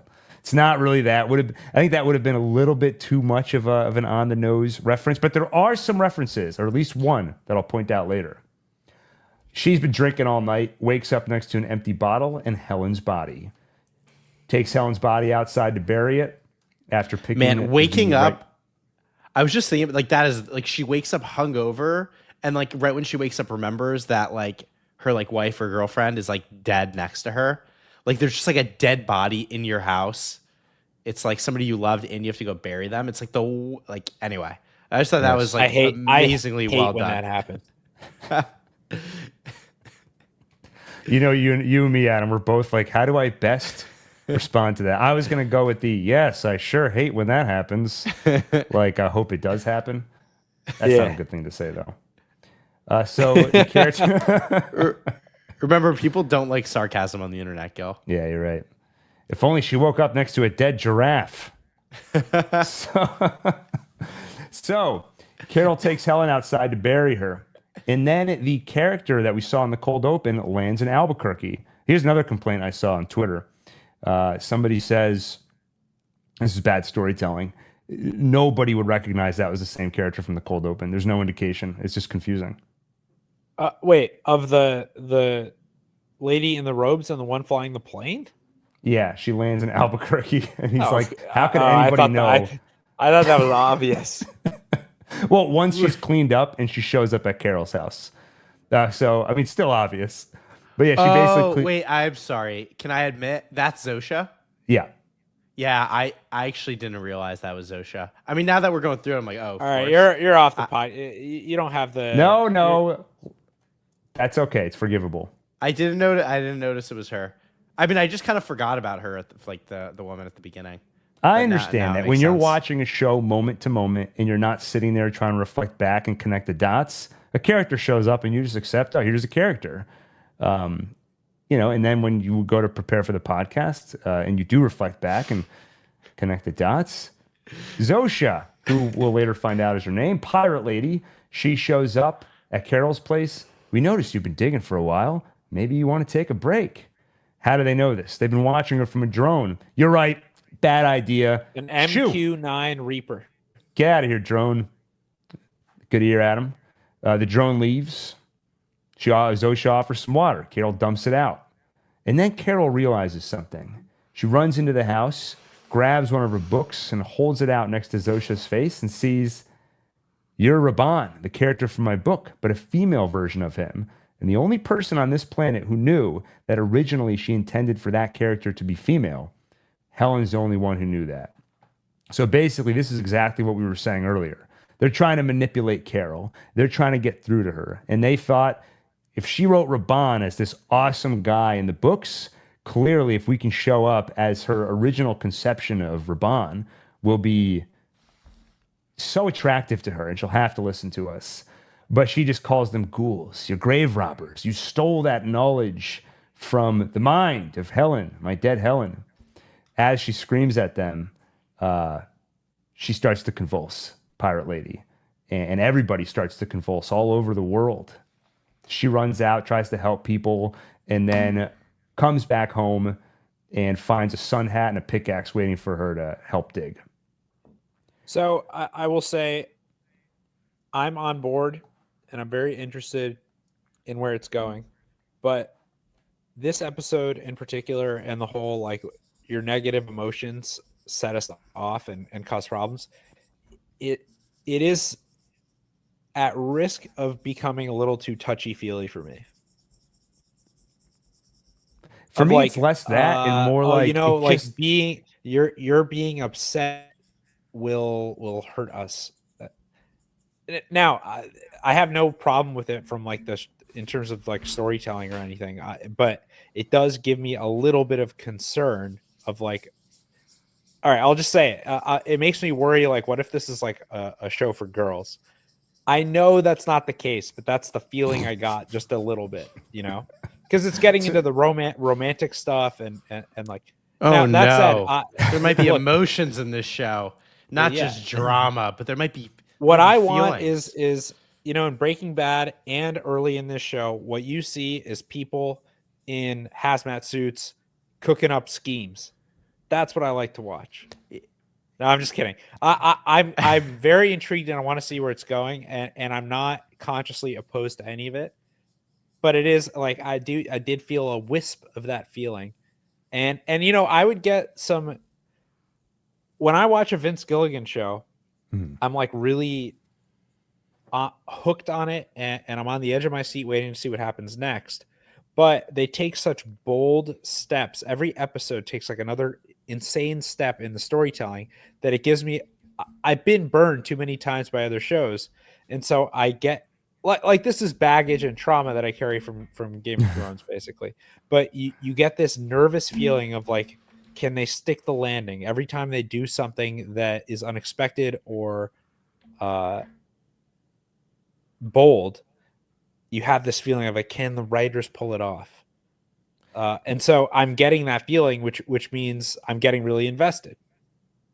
Yeah, there's something I'll experience at movies sometimes where you start to disconnect because you're like, they don't know what the hell they're doing. They're just making this up as they go along. Happens a lot in horror movies where it's like you don't want there to be rules exactly, but at the same time, if the entity or the thing haunting the character can just do anything, it's kind of like, what's the story here? It's just things can just happen without explanation at any time.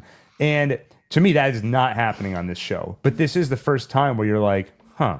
Like everything else that's happened with the hive mind flows logically from that original premise. You're like, okay, I get that. That makes sense. They share all their knowledge. And I'm like, okay, getting screamed at sends 7 billion people into a tailspin. And then when they explain that, Carol's like, okay, and I'll try to be better. There's no like, wait, why? That doesn't make any sense.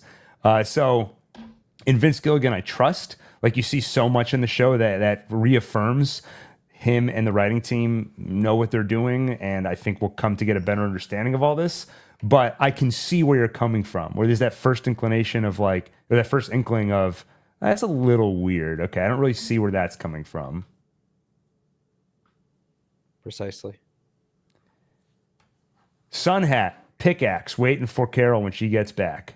And then she calls the operator and says the pirate lady can come back. And I love the fact that she just continues to call her pirate lady. And she asks her, was it me who did that?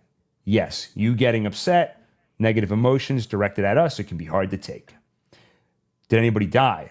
Because, of course, if the entire world that's in the process of operating heavy machinery, driving, doing whatever needs to be done to clean up their mess, if they suddenly freeze up, people are going to die. So how many? Well, worldwide, it's a few. Dozens? Hundreds? She doesn't answer, and Carol vomits. Grief vomit. Which also happened in It Welcome to Derry. But in that show, it happened like 14 hours later, and it didn't really make sense to me. It's like something scary happened, and then later, just in the process of describing what happened, he started to throw up. I guess it's never happened to me, so I don't really know. Don't forget, she's also like wickedly hungover. Yeah, no, this made sense to me. She starts throwing up. And there's nice little details here so she allows Pirate Lady to stay and help her dig, and it'll cut to Helen's body wrapped in the quilt, and you just start to see flies around it. It's more of just communicating through visuals alone. When Carol looks at the body, you see the grief and you see how off-putting it is that this process is taking so long, and she's just rotting in front of my eyes here.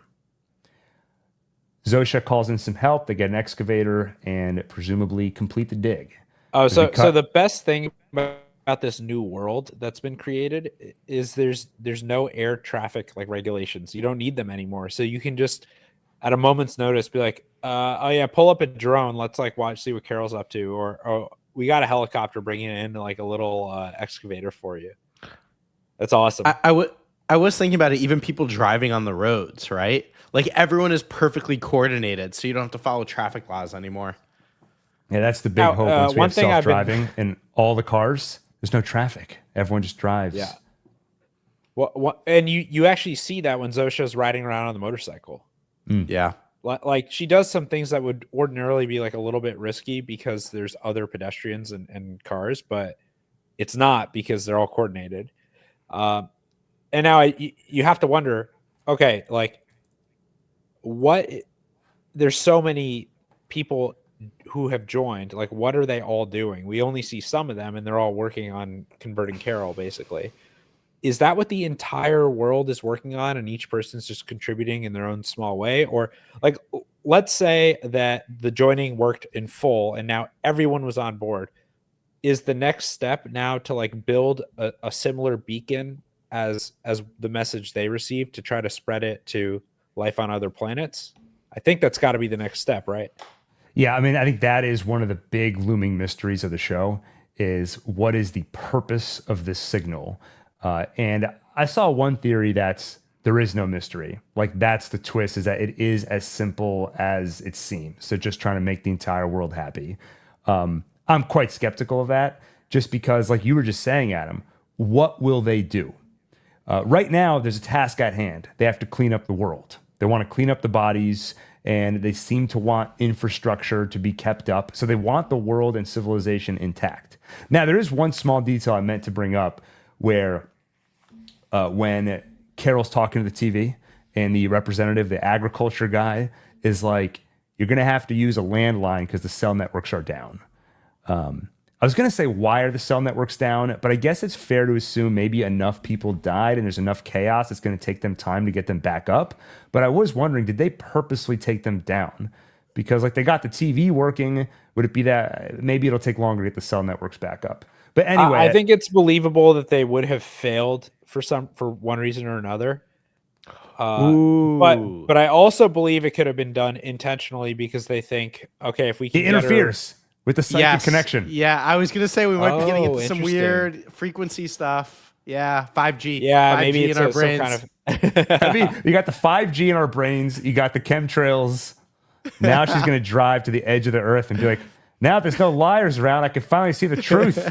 She's got to go stock up on tinfoil. Yeah.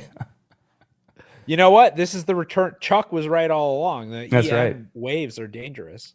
But to your point, though, yes, there is a big question of, okay, let's say everyone assimilates. We finish the cleanup. We get all the bodies off the streets. Then what? I think they start like a major space kind of operation to try to spread the signal to life on other planets. Yeah, they're gonna build a giant satellite. They said I wonder the signal. if sorry, go ahead. Well, they were saying to get the signal to Earth, it must have taken a satellite like the size of Africa, right? Yeah. So Like, they're probably going to build some like space construction projects. Yeah, some giant they're satellite. probably already doing it because you don't need every. Can they? Okay, it seems really important to them that they convert the remaining people on Earth, right? They need every single sentient being in full cooperation. So is everything on hold until that happens? And then once that happens, then they start working on, spreading this into the cosmos, or are they working in parallel? I would assume, I mean, to what you said earlier, there's a good chance they're working in parallel because I just don't think it takes 100% of the world population to do the cleanup. Even if it takes 80%, how much? No, I don't mean the cleanup. I mean, are they all singularly focused on pleasing Carol and the others? Converting them. I just don't They're think trying to so. figure out. I don't think it takes that many people. I mean, we find out there are 12 that are like Carol. I just don't think it takes, more than at most a few hundred people. Yeah. For the bigger asks, like get me Air Force One. I want to have a party. Gil, but they're trying to figure out how to convert her. They're still trying to figure out how to make her join them. Yeah. So they have to do a bunch of biology research. Oh, okay. I see what you're saying. Yeah, there's the scientific aspect. I still don't think it gets you to 100%. But it almost doesn't matter because it's just it's a question of are they doing it in parallel? Yeah, it's really an order of operations question. Yeah, sooner or later they'll be done with the cleanup, and then so you've got 1% of the world population or 5%. The scientists are working on how to convert her. Now you've got 80, 90, whatever percent of the world is now free. And one theory is they just sit in bliss and do whatever maintenance is required to upkeep the earth and industry. But we haven't seen any indication that these beings want to do anything for themselves. They just want to please Carol. Zosha later will even ask permission to join Kumba's harem. So we don't see any indication so far that these beings want to entertain themselves or have any desires of their own. Now, maybe they do. We've barely spent any time with them, and we've only seen a small slice of the population. So big questions, but we've seen so little so far. It's hard to come up with anything. But we're still going to talk about it. So speaking of questions, Helen's buried. Now it's nighttime. And so Carol starts asking some questions. So he said there were 11. Actually, we found another. There are 12. 5 of those 12 speak English. Hey, I want to have a meeting with them. So the count up is still going, by the way. So the next day, we're at 2 days and 2 hours. Carol gets on a plane so they can head to Spain and have this meeting of the old schoolers. In, was it Bilbao? I think that's right. I think so. I don't know about the pronunciation, but Which happens. So I looked it up, and I think that's also. There's also. I don't know if it's. Is it the Guggenheim or a Guggenheim? Is there? I believe a Guggenheim, because I've been to Because there's a Guggenheim in But I New wasn't- York, right? Yeah. Yeah. So they go to a Guggenheim. Maybe it's one that she and Helen specifically always had on their bucket list. She said that specifically. Yeah. On their way to the airport, Pirate Lady warns Carol, we have high hopes for this meeting, but your lives are your own. We can't protect you from one another. So and we see some evidence of this later, that they're not going to interfere between the old schoolers, the non-converted. At the airport in Spain, she meets 4 of the others. The 5th is on his way. He had some specific requests that'll take a little time to pull together. She meets the other 4 and their family members. And immediately, within 2 seconds, you can see Carol is not in the same wavelength as these other 4. She's like, oh, this is such a relief. And they're like, what's such a relief? What's weird about this? What are you talking about? This is the whole thing infuriating. it's so frustrating, but so believable. Yeah, see, it's so funny. I don't want to throw anyone under the pluribus, but I was talking to Lon, our other brother, about this, and he got so frustrated, it kind of booted him out of the show. He's still on board, but he was like, I don't buy it. And I was like, see, I do buy it, and it doesn't make me happy. It's easy. Yeah, Alun hates the average person. So I feel like don't say that. That's not true. That's not true. Alun does not like a lot of people. All right, let me pull this back. But I could totally imagine that happening. I can imagine it because it did happen. Ironically, on an airplane. All right. Wait, scroll ahead. Let's see it. Oh, yeah, that's right. Yeah. Okay, 2 days, 2 hours. There's Pirate Lady on the plane. They get to the airport. Meets the family members. I love. See, there's something so admirable about Carol being stubborn and resistant. Like, nothing bad will happen if. I think she understands that like she trusts the hive mind enough that she's willing to let them fly her around, right? Yeah, partly out of just necessity, right? There's no other choice. But she still has this sense of like resistance and stubbornness of like, I'm not gonna enjoy it. I'm not gonna sit in first class. Yeah, but I'm not gonna be happy about it. Don't you love people like that? Yeah, I'll go to the Guggenheim with you, but I'm not gonna pretend to enjoy it. Yeah. So I appreciate that she's like, I'm not gonna let you. I'm not going to indulge in like the potential benefits of this the way our Playboy friend is. Yeah, speaking of indulging, so here is Kumba. He's awesome. He is so funny. I always he's forget so the guys. he's like so likable. The bad guy, the spy in the Matrix, the one who's like, I want to be in the Matrix. When he's talking about the steak, right? Yeah. This is that guy. He's like, look. It just, I don't want to like be in an underground bunker with Carol, like plotting how to somehow like rescue the world.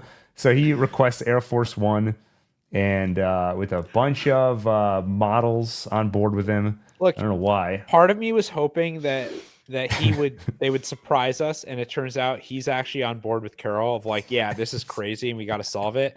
But in the meantime, I'm gonna enjoy myself. Yeah. No, my favorite part of the episode, and to me, this is again the perfect blending of like I'm in suspense, but there's also a punchline. And when she wakes up later in the episode and all the others left, and she finds out Kumba stayed. I was like, oh, this is where they have the real he's talk. gonna be like, okay, look, this is like, I might be going a little crazy here, but I want them to think that I'm totally game with all of this. right. But Really, but really, he's just like, we gotta solve this. can I borrow Pirate Lady?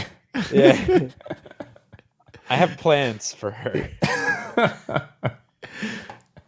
So have they I all, done anything untoward to Yeah. her? They get on Air Force One for their meeting, and Carol's like, all right, we're good. Everyone can leave who isn't an old schooler.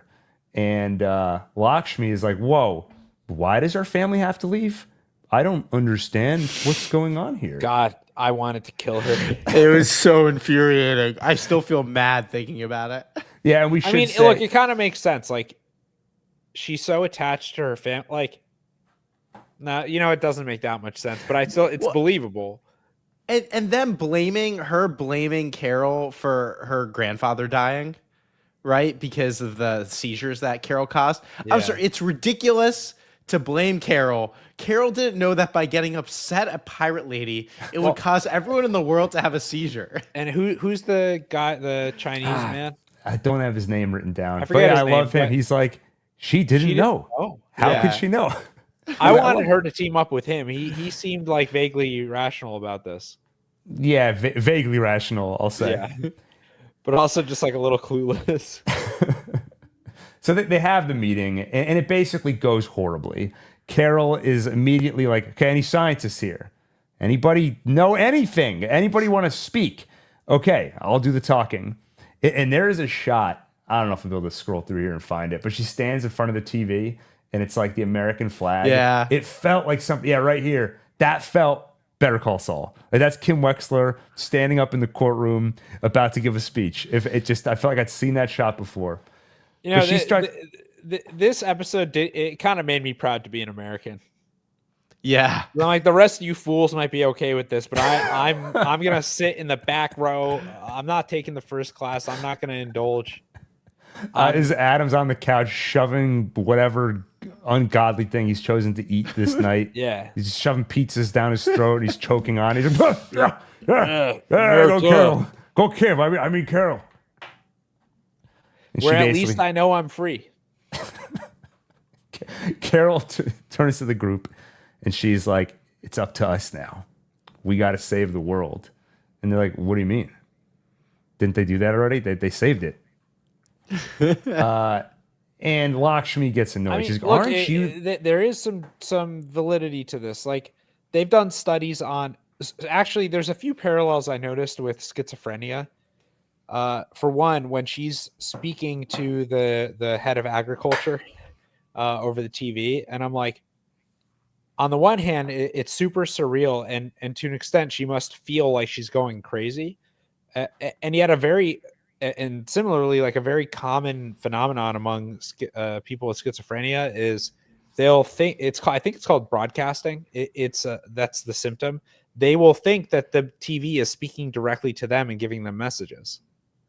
And often in like Western culture, the various voices and stuff take on paranoid tones and like paranoid themes where you feel like you're in danger and you feel like others are plotting against you. Apparently, and who knows if this was like published in like some journal, and I'm skeptical, but allegedly in like Eastern cultures, like they did studies in India where the voices that schizophrenic people tend to hear are often more benevolent and more like community oriented and more collective. Go America. Yeah.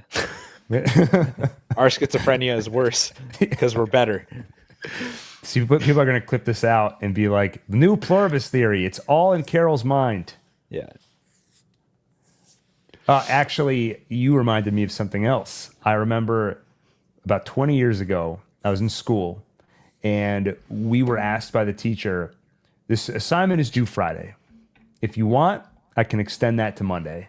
And the class voted for it to be due Friday. And I was like, you get more time. And you could just pretend it's due Friday and just have it done by Friday, and then I can have until Monday. But they understood human psychology better than me. And then another class, actually in a psychology class, they talked about how studies have shown that more choice, more freedom will sometimes actually make you less happy. And I was like, that's so stupid. But then I've learned over time, it is very difficult to put your own guardrails up in your mind. So if the teacher says it's due Friday, I'll get it done by Friday. If he says it's due Monday, I'm going to wait until Monday and then work on it Sunday night and ruin my night, ruin my weekend. You're outsourcing the discipline to an external force. Yeah. The same thing with back in the day, if you went to Blockbuster, you would rent an NES game or a Super Nintendo game.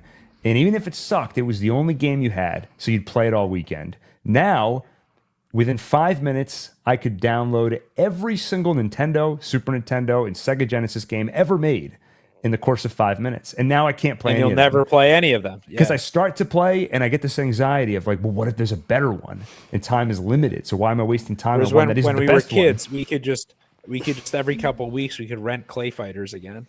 Yes. And Claymates. I miss We those didn't Clay know games. we didn't know it was a bad game.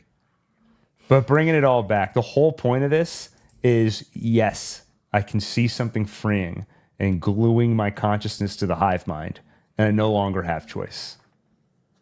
I mean, kind of. I can't really see it, but I can get 5% of the way there. So in this conversation, Lakshmi is very angry at Carol, and she has reason to be. When Carol had her little tantrum that sent the whole world into a tizzy, Lakshmi had her grandfather driving a car. So he started convulsing, the car crashed, grandfather died, and she got hurt. That's why she's got Why would What? Why would you get why in a is she car with making her someone who- grandfather? Yeah, her whole family's now enslaved, and she's like, Grandpa, drive me around. They could have anybody drive them around. She makes her grandfather drive them I mean, around. technically, they are all the greatest drivers in the world.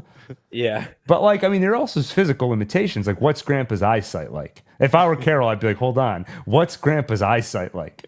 Is this all on me? Lakshmi? Are you angry at me, or are you maybe a little angry at Lakshmi? She's like, shut up. And then I was thinking, I'm going to use this tactic. If someone starts yelling at me, I'm just going to be like, sorry, when you direct negative attention toward me. Oh, it was a really cool scene that we glossed over it, but the scene at the bar where they have the live music. Yeah. And everyone kind of froze and was repeating what they were doing. So you even had the woman who was singing, and she was going, so creepy. and you had the drummer, like just gently in an uncoordinated way, like tapping on the drum. And then you see them and you're like, I want that guy to drive me around. Yeah. But Carol, she's actually, I was thinking an author is such a great person to be in this position, because so much of this is having to verbalize and convince.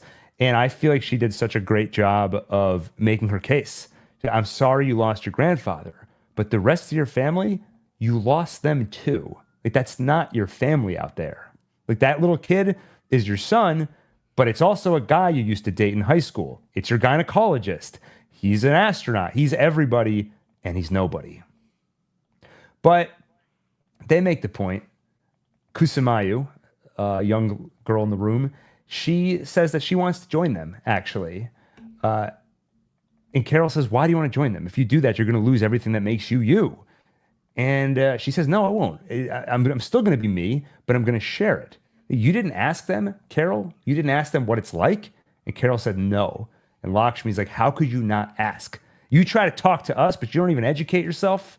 And Carol says, I know better than to ask your drug dealer to describe their heroin. I feel so angry listening to. I couldn't stand what Lakshmi was saying. So I think this is a good Carol's place to totally talk. right. Why would you ask? Obviously, you can't trust what they're going to say. But so in terms of How putting yourself, very American of you. yeah, you fetishize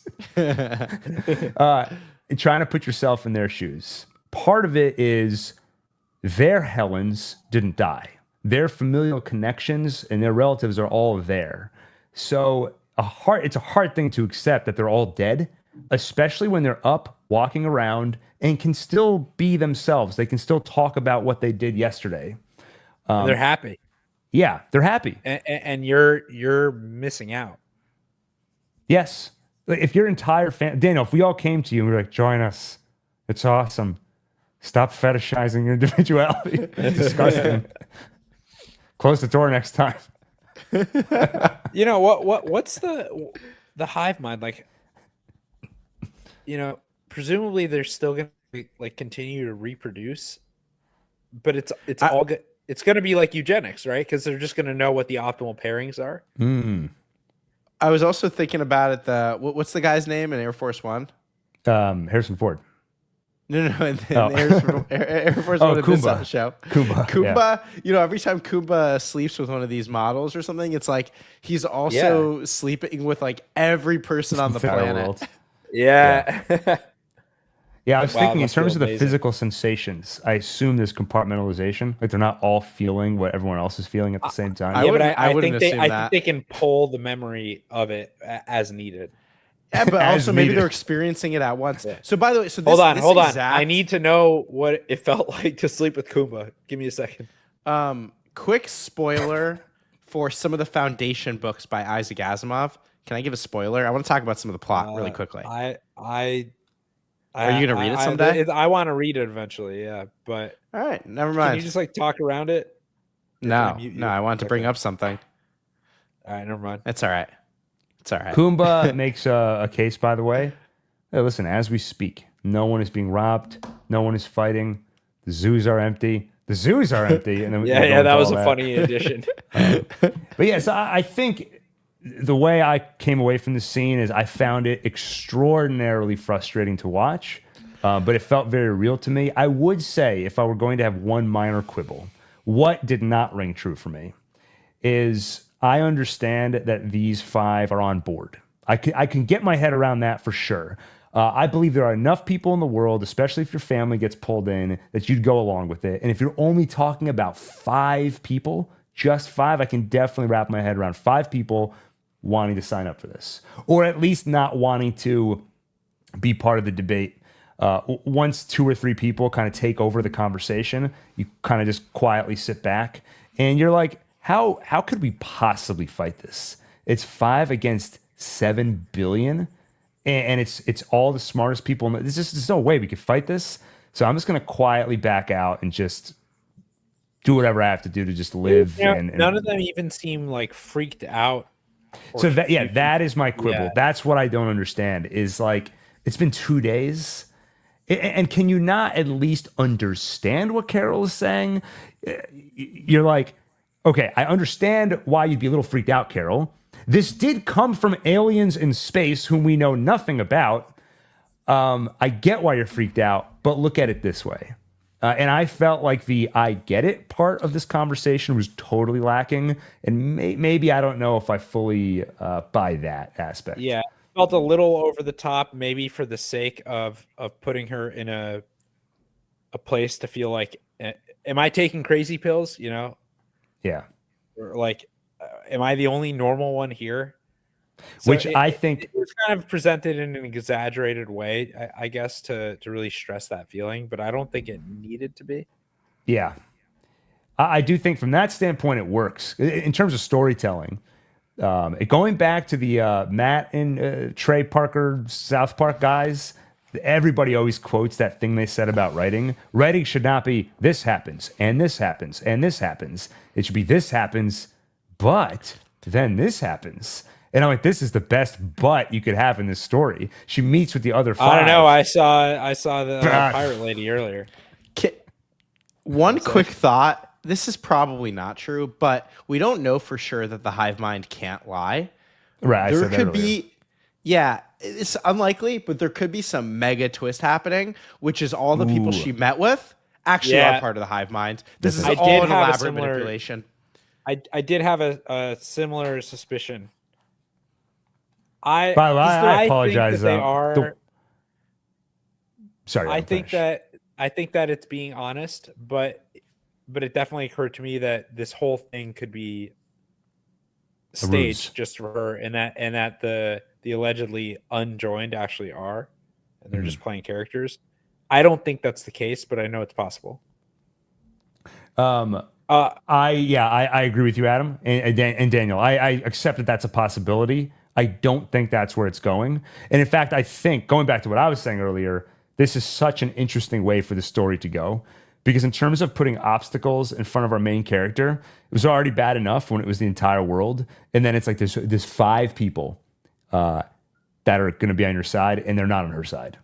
She is alone. They're still the ones who don't speak English. Yes, I was going to say that they are out there. Someone in the chat was like, maybe they're all scientists. It's possible.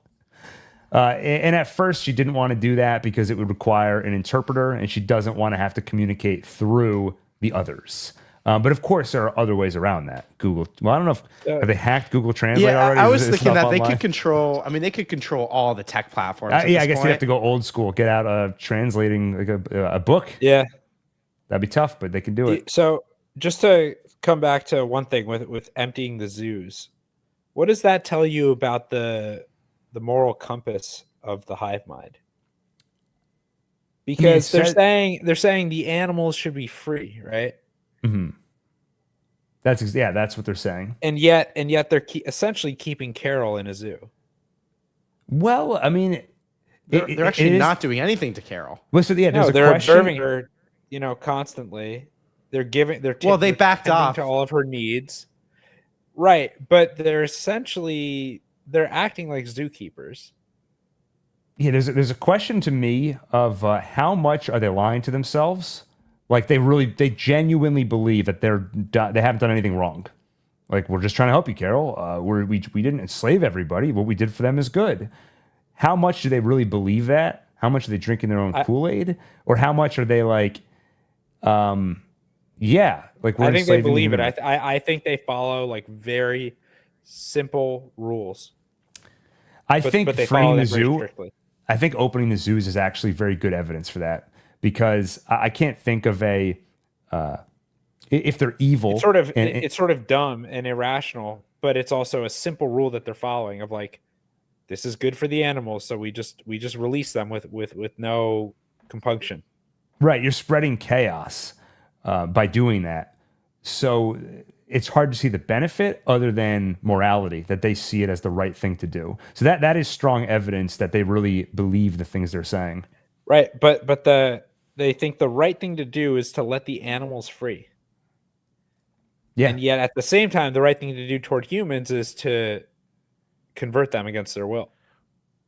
They don't see it as against their will, right? Or at least they rationalize it by saying they think she will eventually. They say once she doesn't let them finish saying this, but they're always like, once you see how good it feels, Yeah. Well, let's talk about that, because they kind of have this. They have it out. They have this whole debate because they're getting nowhere in this meeting, so they go and have lunch. Incredible. It did.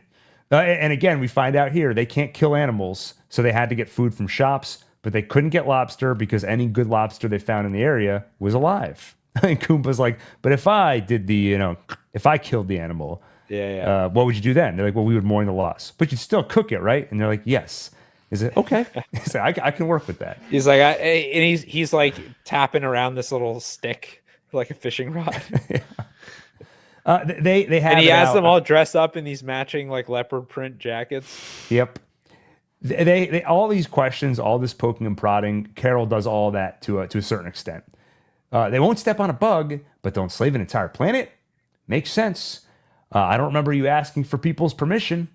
And she also tries to make the case to Lakshmi, your son is not your son. And she starts asking him questions he could not possibly answer. What's a better speculum for a gynecologic exam? Pelvic exam. Yeah. And he answers them. He answers all those questions just fine. And then Carol asks the big one. How many people died in your joining? And they finally answer 886,477,591. And Lakshmi's like, well, you killed 11 million. So when Carol had her tantrum, I forget. Lakshmi's an idiot. Yeah.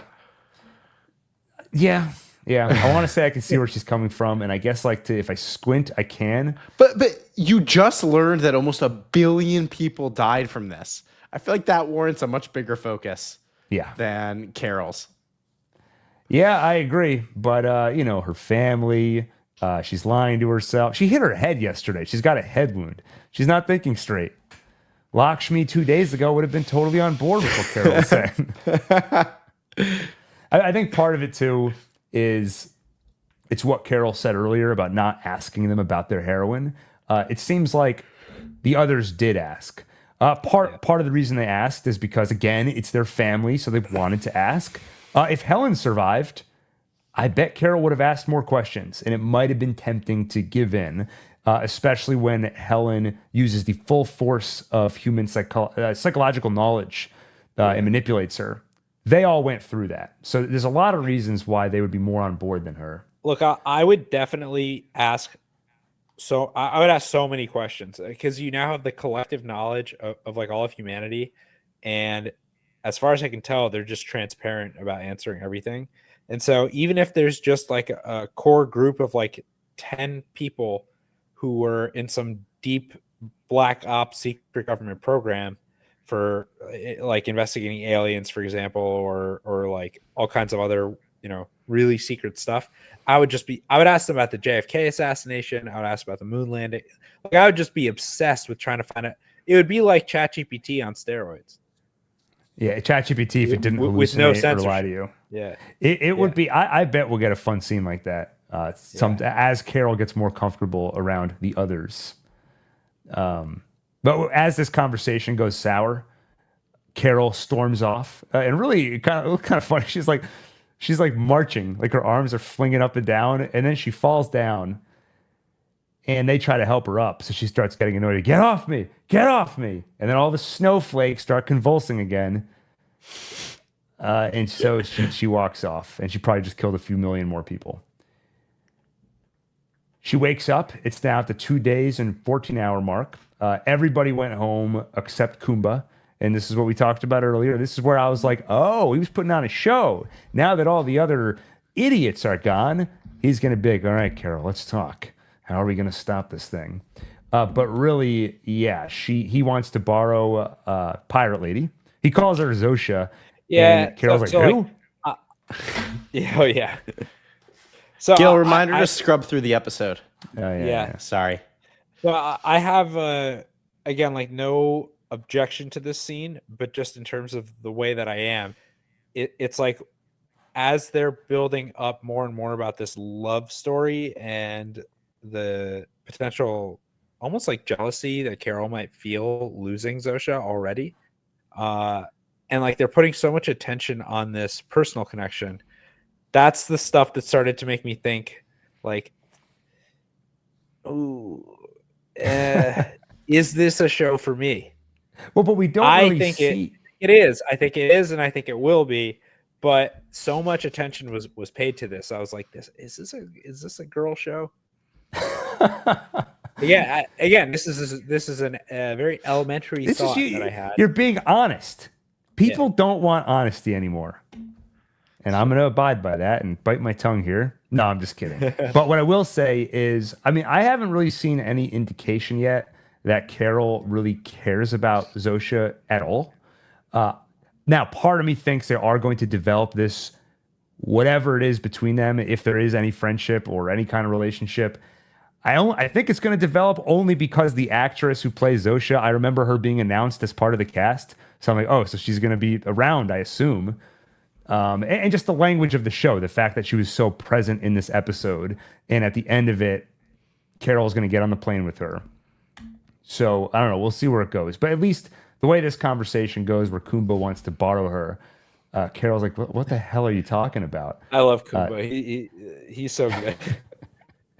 If you want to go with him, I mean, go with him. And she's like, well, we can't choose. Because if I go with him, I'm going to hurt you. And if I go with you, I'm going to hurt him. And we cannot do anything to hurt one of you.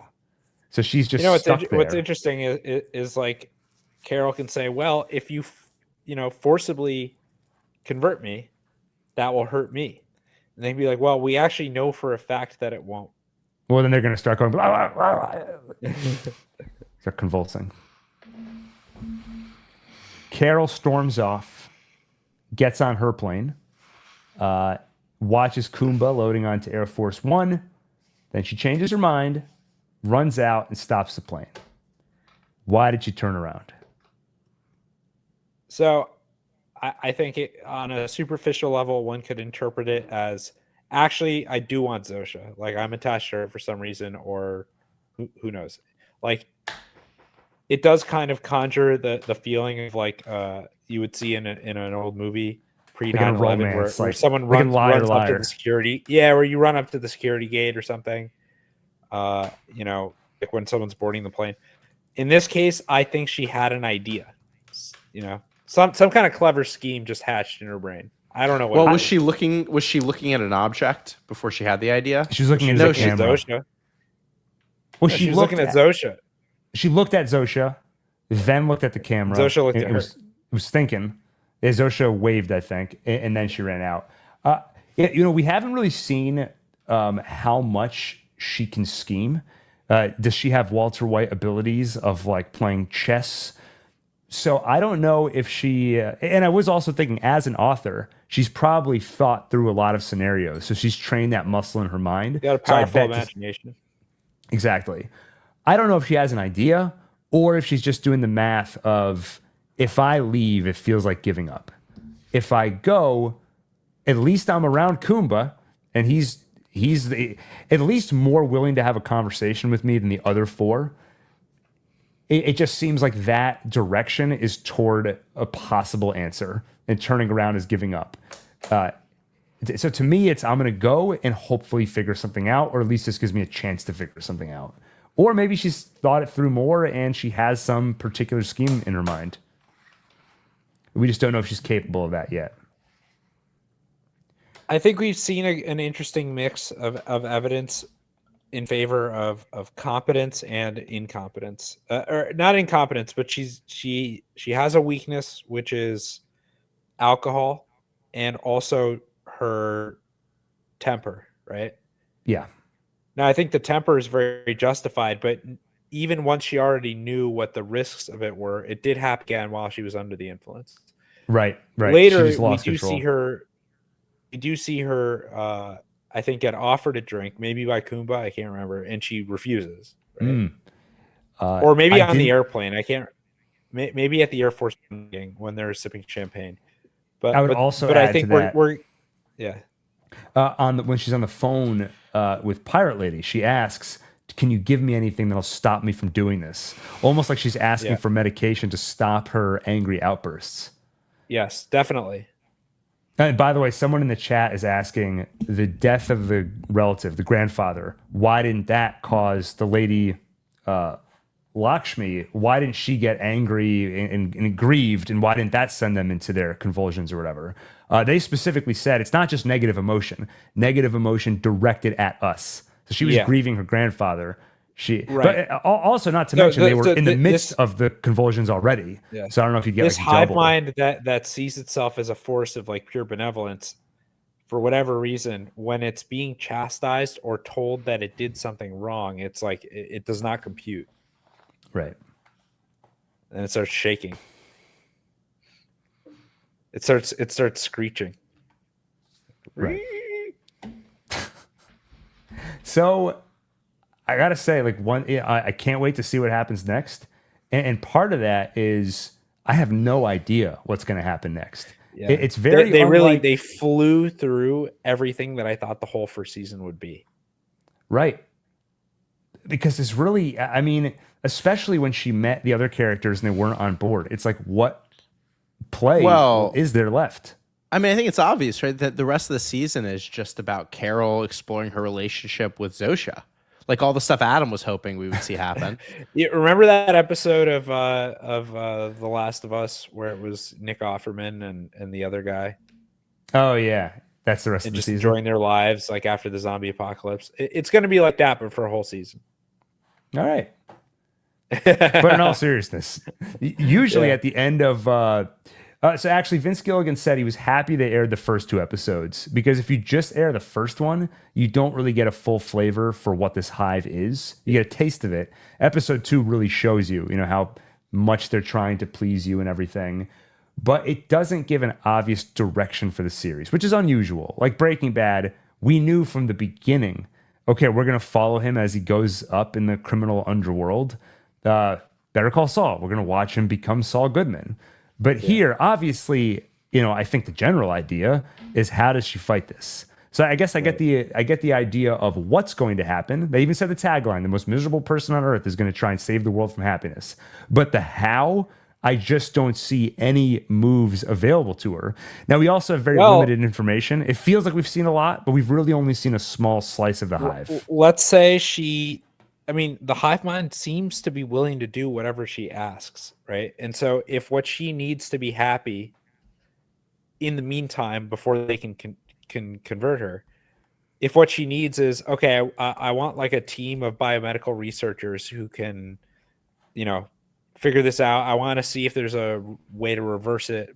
Like, are they going to refuse? I don't know. That's interesting. Yeah, we haven't seen them deny her yet. So that would be really interesting. And so that's like one possible path. And then another thing is, the show could end up really focusing heavily on her dealing with the remaining humans, right? Like, this was just the first time we saw them, but then it would provide an interesting contrast of, okay, she has like 5 or potentially more if she goes with the non-English speakers, like 11 or 12 other humans that are potentially cantankerous and like difficult to deal with and stubborn and all have opinions of their own. And then on the other hand, she has this perfectly coordinated, unified hive mind. And there's going to be a tension between, like, will she start wondering, like, why am I even trying to save these people? Like, these are what I'm looking at among these 5 idiots. This is the result of not being joined. Why am I trying to make everyone else like this too? But I think she's going to stick to wanting to do it because I think she has like this intrinsic feeling of like humanity and individuality having value, and because she lost like one specific individual that she was so close to, and so she understands what it means for like a single soul to be lost. But I wonder if we'll see some tension there of like her questioning her goal. Yeah, and it's really interesting. One thing Vince Gilligan talked about is he's a little bit tired of writing the bad guys and the anti-heroes. So he wants to do a show where the character is good or trying to do the right thing. And he did talk about how it's a little harder to make that interesting. How do you make it interesting? I mean, clearly one way is you put the biggest obstacles in the universe in front of them, which she's done here. How could she possibly move forward in this scenario? The other thing is, like any real human, they're flawed. And so she's clearly flawed. But we do see her always trying to do the right thing. As soon as things went wrong earlier in the episode, when she saw the guy, his pickup truck crash, she ran away from Helen immediately to try and help him.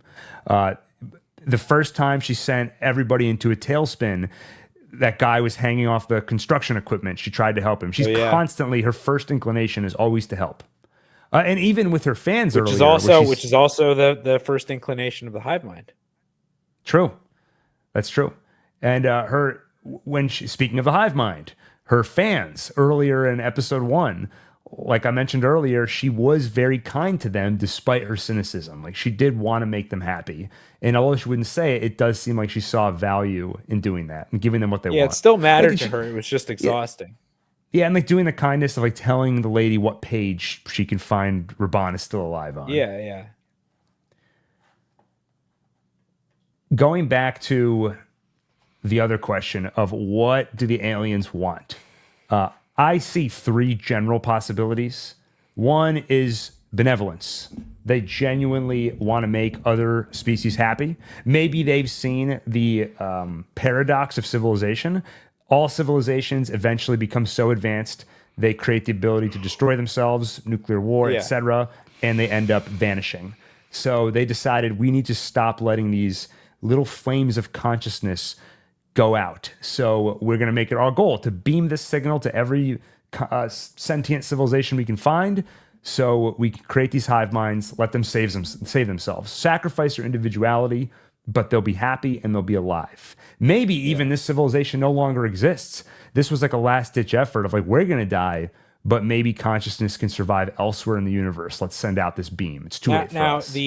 To Daniel's point earlier, if the hive mind was unified not just across one species like humanity, but the humans that were joined are also now linked to all the aliens, that would explain that would give a much stronger reason for why it felt necessary to propagate it throughout the universe. Yeah, and that's definitely the question we were talking about earlier. Where do these things that they're doing, other than just being glued together, like freeing the zoo, trying to spread this, where are those ideas coming from? Are they linked to the aliens to some extent? Is there another signal?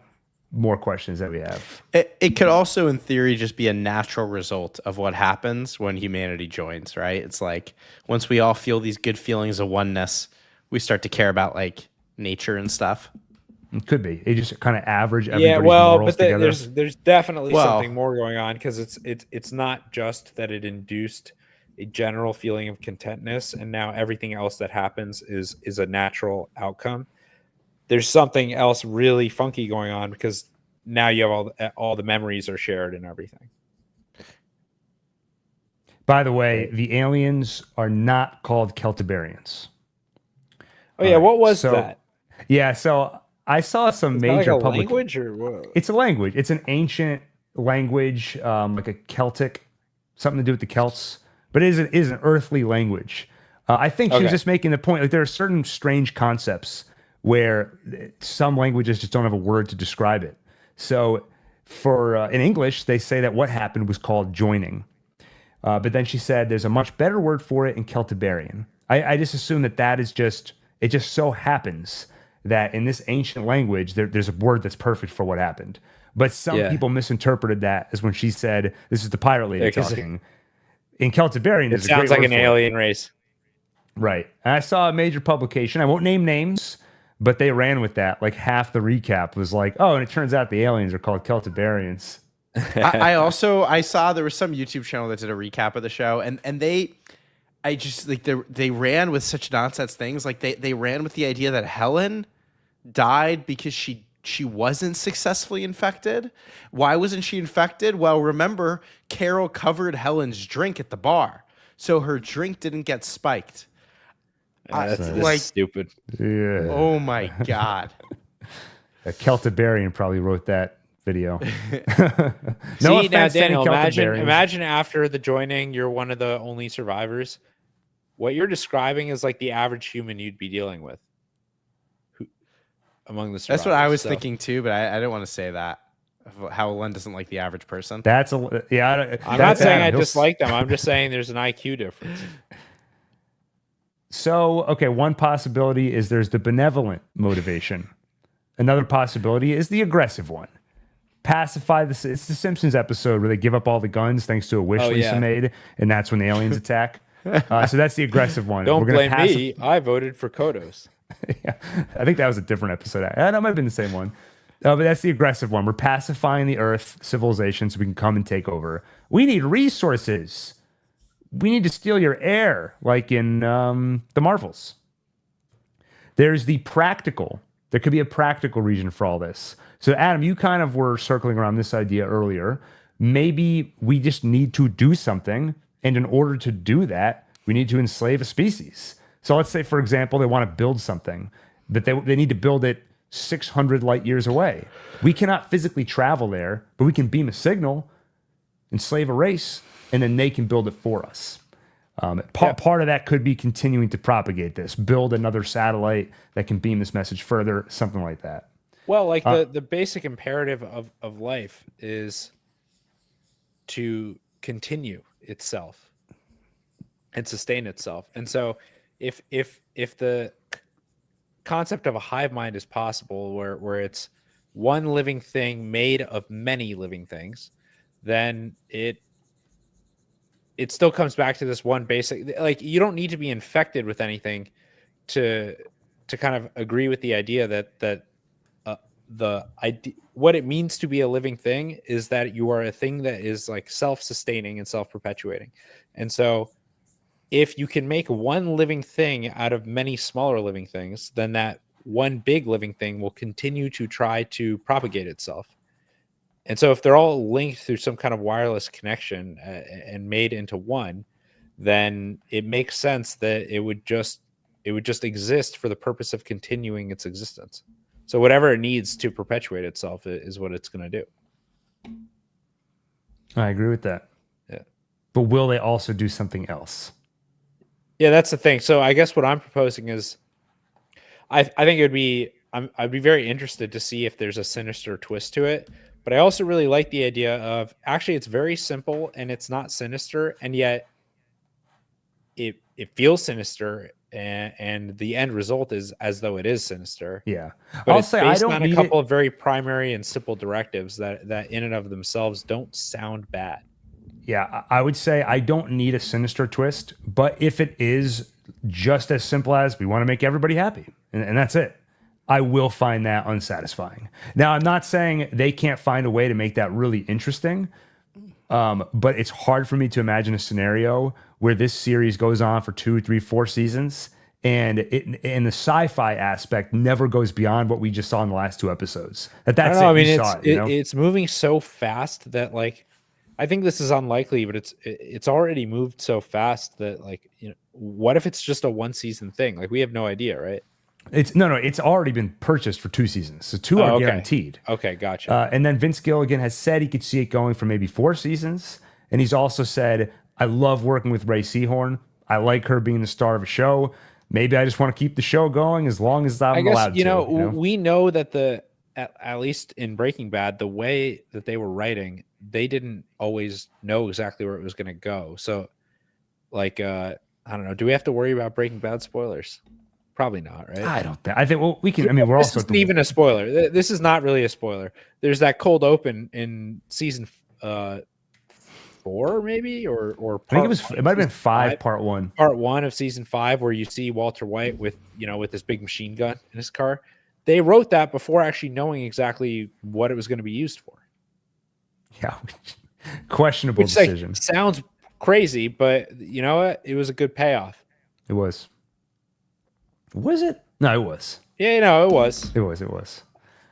Yeah, I think it seems like it's a mix of stuff. Like they often have a general idea of where they want to go, but their priority is always character. We're never going to force the character to do something just to get us from point A to point B. And so you hear stuff. I feel like I have to dance around Breaking Bad spoilers. That's dumb, but Nah, don't worry about it. like they'll talk about killing off a character very early on, but then that ended up not happening, and that character stuck around for a long time. And Tight. So, yeah, basically, there's a lot of ways to say I really trust these writers, and I'm very excited to see where this goes. Whether the mystery and the sci-fi aspect continues, or if they've essentially laid out the rules in these first 2 episodes. I hope there's more sci-fi. I love the sci-fi. Yeah, same. That's why I started getting a little agita when it started really focusing on personal relationships and stuff. It's not a criticism of the show. It's just how I am. I would love more sci-fi. I would love nothing more than more sci-fi. I do kind of feel like I don't know. I feel like we might not get that much sci-fi. I feel like we might just see like weird like just Carol's like attempt to fix this, and that might just involve a lot of weird interpersonal struggles, but also like ethical dilemmas, right, of her struggling with whether this is right or not. Like, I think they can do a lot there, but I feel like it's going to go more in that direction than interesting sci-fi stuff. But I think of her of her basically reckoning with the few survivors and reckoning with like what's the right thing to do here. Yeah, and with the hive mind, like maybe they are happy, maybe this isn't. You know what I mean? Yeah, though I think. Who's they? It is happy. Right? Well, that's the debate. That's the debate whether it's still a they. But or I think not. delving into that question as we get more into the, I don't think we know all the rules yet. I don't think we know the full nature of the hive yet. Like delving a little bit more into that, I think would satisfy what I'm looking for. That's what I want. Yeah, I don't necessarily. They got to need slow drip it. Like I want all the answers right away, but I know that the right thing for me is for them to just drip it slowly. Yeah, exactly. And really savor it. All right. I mean, let me see if I had anything else in my notes here. I'm falling asleep. That's fine. You can fall asleep on camera. Yeah. I mean, I guess we can leave it there. Okay. So YouTube members can stick around. If you pay monthly, you get to watch Daniel sleep. Who wouldn't want to do that? Yeah. So the plan going forward, This episode was much later than I would typically want to get an episode done, but for boring reasons, we weren't able to get it together until now. But the plan going forward is as follows. Okay, in the Sawcast days, the way we did it was right after a new episode aired, we would jump on and do a live stream with our immediate reactions, 20 to 30 minutes. And then later in the week, we would, after we had a chance to think about it, we would do a full recap and analysis like what we did here. The challenge with this show is that it doesn't air on TV. It's not like, oh, it comes on at 9 o'clock and then at 10 o'clock we can go live. Or is it? See, we're trying to figure that out. There's a rumor that, they say the show comes out on Fridays. There's a rumor that it actually will drop at 9 p.m. Eastern on Thursday. If that's the case, we'll be ready to go live around 10 p.m. so we can do our raw immediate reaction Thursday night right after the episode drops. If it doesn't drop, then there will be no instant take. Whenever it goes live, just expect to see us like roughly 30 minutes after you're done watching. Well, I'm not going to commit to that because it might be like Netflix will drop stuff at 3 o'clock in the morning. If it's at a normal time for people on the East Coast of the U.S. I'm not trying to overcomplicate this, but also if it comes out on Friday, we're not going to do that. Is we're not going to commit to our Friday nights for the next 2 months. You know what? Look forward to a live as soon as possible. Take. All right. We're gonna react. It's probably coming out tomorrow night. Like it probably is. I saw a very reputable publication say it comes out 9 p.m. Friday. So I'm just saying I think it comes out Thursday 9 p.m. If it does, we'll be on right after with a live stream. If not, then this will be a once a week show where you get the full recap and analysis. What's so confusing? Thank you to EPM Tunes in the chat because he now has a parasocial relationship with us. And I know what that's like because there are a couple of streamers and YouTubers that I feel the same way about. And it's kind of an honor to know that there's someone who feels that way about us. EPM? We won't let you down. Well, Gil and I won't let you down. No, we will not. We as us. EPM, I would love us to won't let you. I'd love to meld my mind with yours in a hive mind. Okay. Are we all clear here? It doesn't matter. What's confusing? Matter. It's paramount. Okay, forget about timing. The basic point is Dale, you can drop. We're gonna have 2 episodes a week. They'll probably both be live streamed. The first episode of the week will be a relatively quick reaction to the episode without a lot of thinking. It's more casual. We might get stuff wrong because we'll have just watched it. All right, relax. Everybody, okay, stop with the accusations. We might call the aliens Celtiberians. Go ahead. Yeah, and then we'll have one that's more finely tuned and processed, where we'll actually go scene by scene, roughly recap the entire episode and give our overall thoughts and reactions and really delve into the details. We love to dissect. And by the way, also MJ323, thank you for the very generous super chat earlier. Yeah, I'm going to do some Tony, super chat shout outs. Mr. Tony from Hack the Movies. Mr. the Movies. Well, I guess Adam's doing it already. Yeah. MJ, thank you so much. It's great to see you here. People think I'm being sarcastic when I say it. I actually felt bad about it because somebody who used to listen to Soulcast, he commented on a video and he was like, I don't know if you remember, but I used to comment on all your videos. He was the one, Adam, who defended us when we made that joke about a corpse. Yeah. And everyone didn't get the joke. Yeah. We're like, no, it's funny because it's not funny. And then he was defending us. That guy was awesome. Yeah. And I literally, this is not me making it up. I thought about him. And I was like, I hope he's doing okay. I haven't heard from him in 3 years because the show hasn't been on. And so when he commented, remember me, I was like, yeah, I literally thought about you in the shower the other day. And he was like, as I do every time I shower.